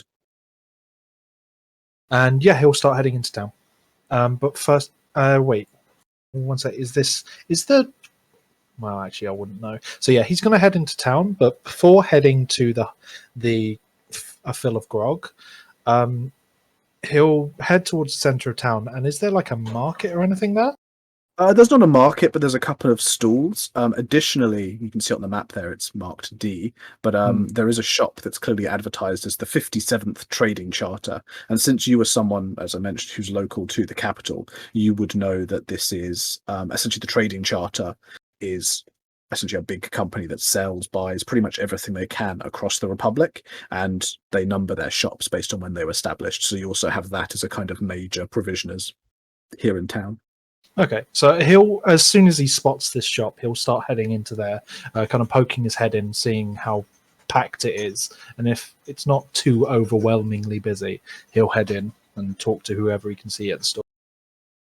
Hey, you! As you walk in, a dwarf points at you. Oh, hello? Hey, you coming to buy? Yes, possibly. What you looking for? Healing potions, although I'm not sure if I can afford it. More gauging prices. Healing potions? You want potions? That's big money, friend. That's big money. How much you got? Not much, but we may be coming by a lot by the fighting ring. Depends on what happens. You're joining the exhibition? Oh, God, no, not me. I've got some people much bigger and broader than me. You got people? Oh, you must be some kind of rich fella. Come in. You get a wave from a relatively young-looking dwarf with short, curly brown hair that he has in this sort of tonsured style. He seems to already have this bald spot on the middle of the top of his head. Rugged grey skin. He stands, waves you in. He's got these really almost bruised knuckles. But he begins gesturing at chests and small potion crates and things like that as he goes, what kind of potions? You mentioned healing potions. How many are you thinking? Not many. Well, I'm not, as I said, I wasn't buying, more just gauging how much things cost. How much they cost? Well, for some of the smallest, you're looking at maybe 75 gold a potion. That is quite a lot. Do you not have anything smaller? What about a medicine kit or something like that? A medicine kit? Oh, well, those we got a little bit more of, and admittedly, they're a little bit cheaper. Of course, the healing potions are what you really want. 'Cause it's magic, you know? He kind of flicks his fingers together as if suggesting that magic is some kind of, big money business. It's something you really, really want. Throw one of those down and you got everything you need. You got everything you want. Those healing kits, though, they're okay. They may be what you want. They might be. Well, think about it like this. I might be buying a healing kit now, but if it's good, then we'll be coming back for the potions when the healing kit isn't good enough. Give me a persuasion. Not so much for what he's going to say. Let's see if he likes you. 13. 13? Okay. There's a pause as he looks you up and down. You know what? I think you're onto something kind of clever there. You wanted a healing kit? Yeah. I got some healing stuff about here. Hang on a moment. Let's see what I can get together. And he reaches under and grabs this kind of all-purpose just roll of very cheap leather, which he places down and begins to make his way around, just grabbing bits and bobs. It looks like there's some needles with some thread. There look to be some kind of what look like kind of skin pliers for holding stuff together. There appears to be a number of poultices, which he puts inside little jars. There's a couple of salves, some collection of herbs and stuff. He brings all of this stuff together and begins piling it up inside the leather, which eventually he folds up to form this bundle of healing supplies. There, that should get you going. That should be good for a few uses. It won't last you forever, but perfect. Oh, you do me right. So, you interested? Because all this put together, you're looking at about 25 gold. Oh, well, I'll be honest, I don't have that on me right this moment, but as I said, we'll be coming by money later today, I think. So I should be over later. Would you be able to put that to one side for me and collect it later? Just tell me your name. Tell me your name. I'll get it on there now. Just call me Brannon. And Brannon? he sticks his hand out to... He reaches out and takes your hand, kind of halfway through reaching for something else. He's in this kind of awkward twisting position. Shakes your hand.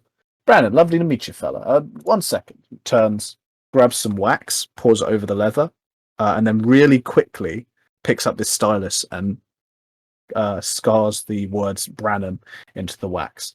Name's Vivi. Nice to meet you, Vivi. Just out of interest as well, I'm of the adventuring sort, and we might be coming by some interesting bits and bobs. Would you be the man to come to sell it? Oh. It depends on the bits and bobs you're finding. Let me tell you, if you're finding, nice stuff, then absolutely. You bring it here to Norcliffe, you get in touch with me, I'll ship that stuff inland, we'll make a profit, both of us, yeah? You hear? Specialist stuff, though, some of that stuff's got to have a license. Some of that stuff's difficult to trade, and he holds his hands up either side. I would never dob you in and say that you trade illegally here in the Republic. Of course, you are a valued customer, and I respect you. But similarly, I must warn you that I, myself, do not deal in such things. I abide by the law, and, I would encourage you to do also. No, that's perfectly fine. Is there any way I could easily find out what is and is not acceptable? I could tell you what is. Again, when it comes to the stuff that's illegal, weapons in bulk, I don't deal with that. That's, when you're starting to get into the crates of the stuff, then you got issues. The more magical, the more likely you're going to need some kind of licensed dealer. Things like that. It's not a hard and fast, here's a list of all the things, but in general, if you bring it here, I can tell you, you having it isn't illegal. It's just if we try to deal in it, Nope, that's perfectly fine. Well, I have a couple things that I might pop in later with, but again, it depends. But I will be in later today. Fantastic. I'll see you a bit later then. And as I said, put this to the side. He kind of takes it and he puts it up on a shelf, which for him is kind of like for you where a slightly high table would be. Thank you. And I'll see you later. Actually, just before I go, this is probably a meta moment. To make scrolls, do I need a special ink or just the normal ink? You use special ink. And Okay. you would know that. Okay, cool. Would you have any ink for creating magical scrolls? Oh, magic ink. Got a Yes. little bit left in the back, I think, but not much. How much you looking for? Well, in all honesty, I'm not sure about the price of it at all. So it depends on how much you're willing to sell it for. I'd give you, if you were to take both of the jars I got, enough for 2 scrolls. I'd charge you 10 gold. Okay. Why don't I buy 1 jar now, so 5 gold, and I might come in for the other half later. I like the sound of that. I'll put the money on the table. I'll put this over with one of them over with your bundle, and I'll bring the other one to you now. He waves for you to put the money on the desk as he turns and makes his way through into the back, where you can see a number of shelves, very neatly and organized and stacked high with things. Yeah, and he'll pop down 5 gold on the table. Yeah. And you are provided with one little pot of magical ink, which is stylized in a very nice kind of clay jar. And the other one is placed beside your bundle of healer's supplies. Perfect. Thank you very much. I will see you later then. Mm-hmm. And he'll proceed to leave. And whilst he's leaving, was anyone inside the tavern going to get up to anything else? I mean, I was going to have a nice little conversation with Douglas, but he... I literally had someone knock on my door, then immediately points the person behind him throwing up. So I am sorry about that. I had to clean up. But no. Real classy night. Yeah, very nice. But yeah, no. Yeah, well, I'm sorry, but the party never ends. the party never stops. The party never stops. No, never stops. Yeah, and he'd. I don't know. I think it ended on him basically saying like, "Are you okay?" No. Geronimo asked. So, hey, Smarzy, you got any plan for beating old Bixie over there? Because clearly he's only your competition. But you want to go home with all the moolah, right? Well, I was going to go up to him and suggest, a bit of a 50-50 split, but I mean, of course, once we eliminate the other competition, then it's going to be a matter of, pride. I mean, don't tell him anything, but, I don't know if you saw on the boat, but I've got some little knickknacks up my sleeve. Sort of, it's more inherent than anything else, but, yeah, I don't know if you saw what I did to the woman. I don't think feeding him's going to make him fall over. He just looks at him like very confused. No. Look, I can make it. Vines come up out of the earth. Wrap a fella up. Proper restrain him. So I keep him still, and then I just lob these things at him from afar. Ain't that magic? Is magic banned? Did you check that? Well, I didn't check, but I imagine it's got to be allowed, surely. And if not, well, I just say it's nature's intervention. And he sort of winks. Geronimo kind of notices the wink and kind of like raises his eyebrows a couple of times and winks back and goes, "Don't worry, your plan's safe with me. I mean, I'm pretty much gathering that Smalsy's gonna run up to you and just hit stuff. I get that kind of feeling from him." Exactly, which is why I'm gonna sort of keep him still, keep him vulnerable, and then I just pick him from afar, and hopefully, things turn in my favor. Yeah, and then you're gonna pay me back with interest, right? Oh, of course. That's 100% interest, by the way. I never have it any other way. Okay. All right. Yeah, Geronimo's going to spit in his hand and offer it towards Durgus. Yeah, and Durgus just gives him a smile and backs away and walks towards the others. Geronimo looks at his hand with spit in it and just like wipes it on his trousers and then kind of like shrugs and walks after him. I would also like to remind the player Jensen of his obligation that he took on Durgus. Regarding the mention of always paying back 100% interest on your debts, the GM will remember this. Wait, did I? That's what you just said. Did I fucking have that? Yes. Well, you just said it, and your obligation is a debt. Well, an obligation is a debt. Doesn't mean I can't get into more debt. Okay. I'm just remembering you're going to pay back 100% interest. No. He did not shake on it. 100% interest. He did not shake on it. Always pays back 100% interest. This is good. Okay. Good news for Geronimo. So you guys kind of recollect in the Fill of Grog with plans. Baron has just kind of finished his very, very awful meal. Like, it's filling, and that's It was helpful. delicious. I'll have to Yeah, I probably wasn't, but you enjoyed it nonetheless. Any other plans here in the tavern, or maybe we could head out? I could introduce you to the fights, and then that's where we could look at the session. Yeah. Sounds good to me. Let's do it.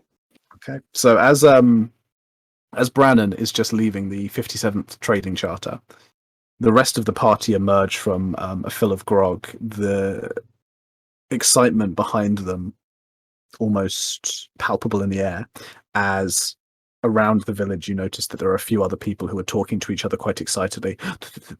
They're about to start the brackets. They're about to announce the brackets. Come on, we've got to get to the brackets. Let's go. And a few of them start jogging towards the gate that you'd come in from, heading towards where you had signed up for the melee. Clearly excited about the fact that they're about to announce who will be fighting who in the first round of the exhibition. Brannon will see. I'm guessing he sees the group coming out of the. Yeah, you can absolutely spot each other. This is a small village. It's not that busy. Okay, he'll jog up to the rest of them and go, "Oh, good, found you all. We're off to the fight then?" Seems they're about to announce who will be fighting. Oh, let's go find out. Did you all sign up, or just the two of you? Just the two of us, but we'll make enough to keep us going for a while. Oh, I'm sure you will. Let's just say Bigsy and Smilesly owes me big time, and winks at Brannon. I'll be honest, between the two of you, I've no doubt that we'll win. Yeah, Baron kind of gives him like a respectful nod for that, before probably making his way closer towards where they're announcing the brackets. Okay. As you guys make your way back out, you join the slowly growing thrum of people who are all collected around the stall, which has now actually been cleared of all of the objects it had on it. A chair has been pushed as a kind of step up, and the wood elf is now standing on the chair, arms raised, clearly trying to get people's attentions. Listen, everybody, listen. We're about to do the calls, so could I get the fighters up to the front, please? Yes, the fighters. Back the fuck up, fella. He points at this dude at the front who's just totally wasted, swinging around, a drink in his hand. Someone else behind him grabs a hold of him and hauls him back so that there's space for fighters to step up. Durgus and Baron, I assume you do so also. Hell yeah. As Geronimo's pulled back, he apologizes for causing up again. I didn't want to say it so openly, but there's a problem. All I'm saying. So, alongside Durgus and Baron, there is the bugbear I mentioned earlier, stepping forward. The individual carrying the small buckler shield and the kind of curled wooden mace. Alongside him, there is a rather strange kind of almost lime green, yellowy fleshed reptilian-looking individual covered in or cloaked in a number of layers of different stoles and cloaks and things like that, wrapped up quite tightly. He seems to stand very still, quite straight, just staring straight ahead as he huddles himself inwards. Alongside him, there would be an orc female who steps forward, her body covered in furs of beasts that look like she may have slayed them herself, her shoulders topped with these pauldrons made of bone and nasty-looking claws and talismans made of things that perhaps she's hunted. Over one shoulder is slung this great wooden, almost like broadsword, that she hefts in both hands, snarling as if she's already won the fight. The next individual down would be a fairly cocky-looking human, wearing standard leather armor as far as you can see. Those of you, who did any trading in Midden Fair would see this kind of leather armor all the time. This is a usual make, though he seems to have altered it, made cuts in places, added extra padding here and there to make it seem like it fits more comfortably, but additionally that it flows around him far more lithely. He seems to be able to be a little more agile in his armor than others who find the thick leather plates really difficult to move in. In one hand, he has this kind of wooden short sword, which he spins quite deftly in some fingers, and in his other, he's almost scratching his back with a long sword made of wood. And finally, at the very end of the row, is another human, this one a female with deep olive skin and long black hair that has been tied up behind her head in a bun. She is wearing this kind of rivuleted, almost scale armor, which is bare around the arms and around the thighs. In one hand, she has this great round shield made of bronze, and in the other hand, she has this long spear, which she seems to swing around her very easily, kicking up dust. The wood elf waves his hand, counts you off one at a time, nods his head. Good. We have all the fighters. Okay. Now, listen up. This is the first round. There will be 2 more after this. The second round and then the finals. The roles are what they are. You cannot have a different roll. It is totally random. He points over towards, those kind of spinning things you've seen at fairs where people like the raffle things where they put little balls in, spin them around, and then pull one out. It's like that. Totally random. You cannot recall who you're fighting, and the rules are very simple. You tap out or you're knocked out. Any killing will be prosecuted at the full extent of the law, and murder gold will be expected to be paid to the family. A number of you I recognize from other fights. He points at the two humans. So you already know what to do. But for the rest of you, we expect you to follow the rules. If you want to see, he turns his hand towards one of his assistants, that bad boy. And the assistant holds up this big, bulging coin purse full of gold. Kind of moves it from side to side so everyone can get a good look. And now the numbers. He turns towards the raffle. It says, the first number, if you will please. The man drops a number of balls into the spinning chamber, turns it very, very quickly as it all rattles around. Everyone's getting very excited. You can hear the murmuring getting louder around you. People peering up on their tiptoes. Geronimo, you're probably pushed to one side a couple of times as people are just trying to get around you to get a little bit closer to see. And I would like for Baron, please, to give me, let me just double check my random RNG generator. I would like for you to give me, please, a 1d5 roll. And in fact, Durgus, you can do the same. Oh, shit. I've got a 2. 2. That's 5. Okay. As the numbers come out one at a time, you eventually find yourself, each of you put up against the number that you just rolled. That was a 2 and a 5. And the wood elf begins to split you off into pairs as he moves down the line. And you, over there, yep. Gargant, no, not there. Move down the line. Move down the line. You, there. Baron? Yes.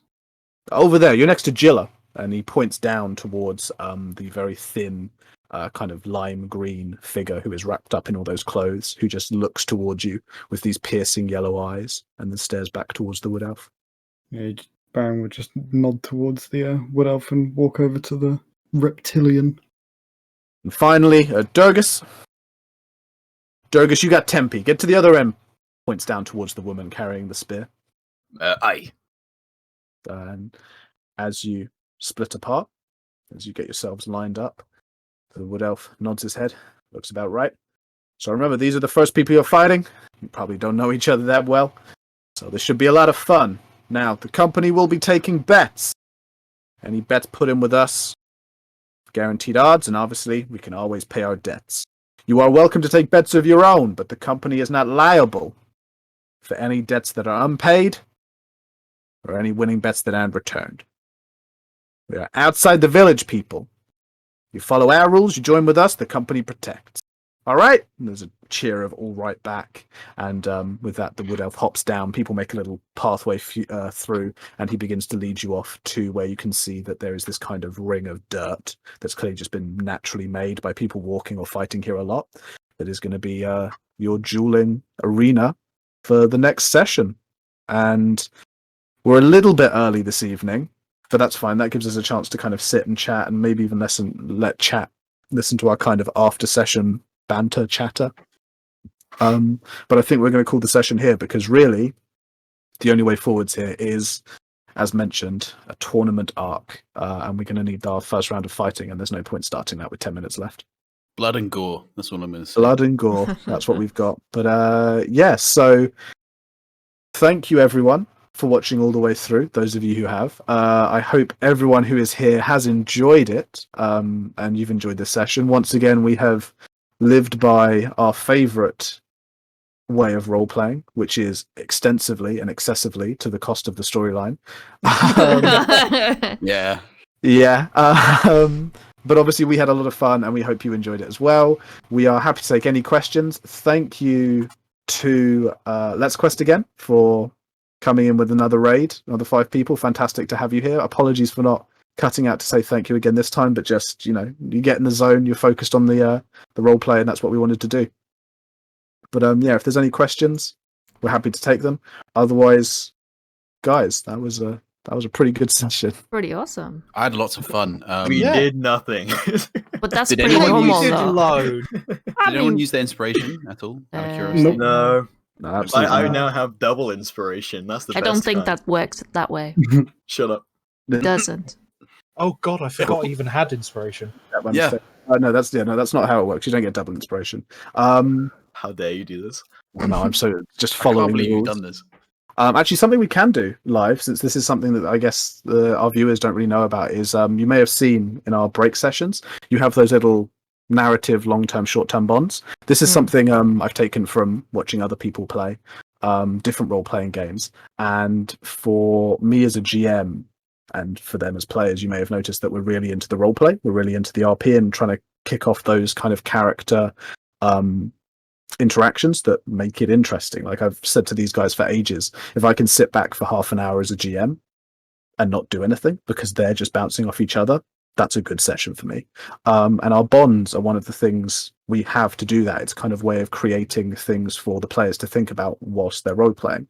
So after every session, one of the things I go through with the players is if anybody has resolved any of their bonds. They feel that those kind of social contracts, those social bonds have been resolved. And since we have 10 minutes left here, I think I can ask that question now. Does anyone feel like they've resolved any of their bonds? Yes, 100% yes. I think Jake has one about the book. Yeah, my long term with Mm. Durgus. Durgus has a funny book. I wonder what's written in there. I now know what's written in there. Yeah. People that Yeah, his that- grandfather wants to kick the crap out of him. Yeah, no, I think that's I take that. That's a long-term bomb finished. So we can go through that and clear that. Move that over to your completeds, and I'm going to use another long-term bomb before next session. Do that. Okay. Anyone else? Anyone else feel that they have resolved a bond or completed it or whatever it? I think my short term may be coming close, but I don't know if it's complete. Well, with short terms, as I say to everyone who has them, like you don't need to think too far in them. It doesn't even need to be like whatever you're exploring doesn't need to be completely finished. I basically just need to have a talk with Geronimo I about his think- customs. I mean, he's No, not I- shy. You could definitely talk to him anytime. Oh, I know. He's definitely not shy. I think we figured that one out. He's the least shy I think, person of the party. I'm pretty close to finishing one of mine, but the short one I just need to speak to Brannon. Mm. Okay. Which, admittedly, I was going to do when we were originally traveling, and then was like, I missed it. I'll do it in the next time. I just didn't get the chance. So, It's funny I think- because we RP talk about everything Mm. else apart from the stuff that we need to talk about. I Yeah, know. yeah, I know. The bond hit a point of redundancy when you guys have so much else to talk about. Mhm. And, you know, I take that as a very good point, but also it's like, okay, we're not going to work through these nearly as quick. But at the end of the day, that saves time for Gavin, since he then doesn't have to make new, Yeah. he doesn't have to make new artworks and digitals. You say that I've had to make new ones every week so far, so Not this week. True. Bada bing. No, actually, he has this week because obviously with the time change, we've gone from GMT to GMT +1. Oh yeah. Yes, we've had to go through and change all of that, and we still missed Oh, one on the. We still really? missed one on the be right back, or the starting soon. Sorry. Yeah, I haven't Yeah. had any new no, art. Yeah, that was people- my fault. I forgot to tell you. But yeah, I think I guess kind of goes by you. Me boost when trying to push Baron, saying, "Yeah, you'll win." Does that count as? Nah, that's not really me talking. Where are to you him. looking? My short term. Baron's Baron pretty is very quiet, quiet. I will help him come out of his shell more. I mean, he's definitely come out of his shell for sure. yeah, like- I mean, I'm Little I'm Yeah. happy for that Yeah. to be all ticked off. He's kind of come out of his shell. You've asked him for his opinion. You've told him he can do it. Yeah, that's Yeah. a short-term bond. Like, remember, these short-term bonds, they're snappy. They're short. Don't worry about changing another character. Don't think that you need to have some kind of meaningful, eureka moment. These are snappy things just to spark a brief conversation or a brief attempt to approach something. Ooh, Long-term can and I have narrative is done where you're looking mine at stuff. because Natara was kind of protecting Brannon today since he seems defenseless. Yeah, I think with regards to, well, I would say with regards to Dog time. going with I was just going to say going with Brannon with regards to the cultist prisoner you have. Aha! Yeah, Natara done one as well. was not in favor of evil torture and nasty shit. She just Done. stood and watched instead. Yeah. Uh, Pretty much. Arguably worse. Is it though? perhaps. All I'm saying is I'm looking at Durgus as a neutral good character. do you think everyone else actually is? meant to be. Don't worry, lawful don't worry. good. I'm not a douchebag. I wouldn't do that as a GM. We're not doing that whole your alignment is this. You can't act that way. I'm just saying. Remember, Dude, you're he goes by a very certain set of rules, which just so happen to be his own.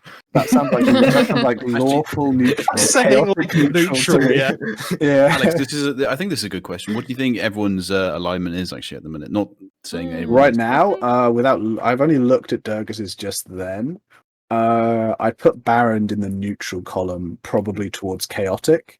He is currently just completely neutral. But True neutral, chaotic. okay. is Yeah, probably okay, true what's on neutral. the Yeah, maximum. Yeah, it's a spectrum. Brannon definitely in the good. Possibly, I wouldn't say he's lawful good. Maybe neutral good for Brannon. Yeah, I'm actually as chaotic good, but Oh, okay, there we go. yeah. So no, as I said, it's only been a few sessions. So Durgis, obviously, I looked at, so I know he's supposed to be neutral good, but currently he's threatening to torture people and kill them and starve them for a few days, and Not give them any water, and then yeah. throw them in a volcano and what else? Geronimo. Geronimo's definitely. I feel like Geronimo chaotic is good. without morals. Like it just doesn't appear on his senses. Like if it's beyond, if He it's is the beyond one and only true pastries- neutral. Yeah, if it's beyond like pastries and making things and not And- being hurt, he just I mean, doesn't care. to be fair, he did manufacture the first gun in this He universe. did do Yes, that. so- Did do that. Yeah, Yeah, it's but then he true. also stole it, knowing full well that This it's is called yeah. Yeah, harm. that's true. Yeah, I I'd put Geronimo without having looked at that. I'd put Geronimo in as a chaotic good. Mm. That's what he is. That's why I put him There as you go. chaotic good. Okay, Natara, I'd put Natara. I want to say lawful good, but I feel like the moment you say lawful good with any character, they assume it's going to be white I think knight. she's neutral good Yeah, neutral good's where I'd or- go with it. or true neutral, just because she would go to extents to do things. Yeah, that makes sense. Get that mad scientist vibe. Feel good with it.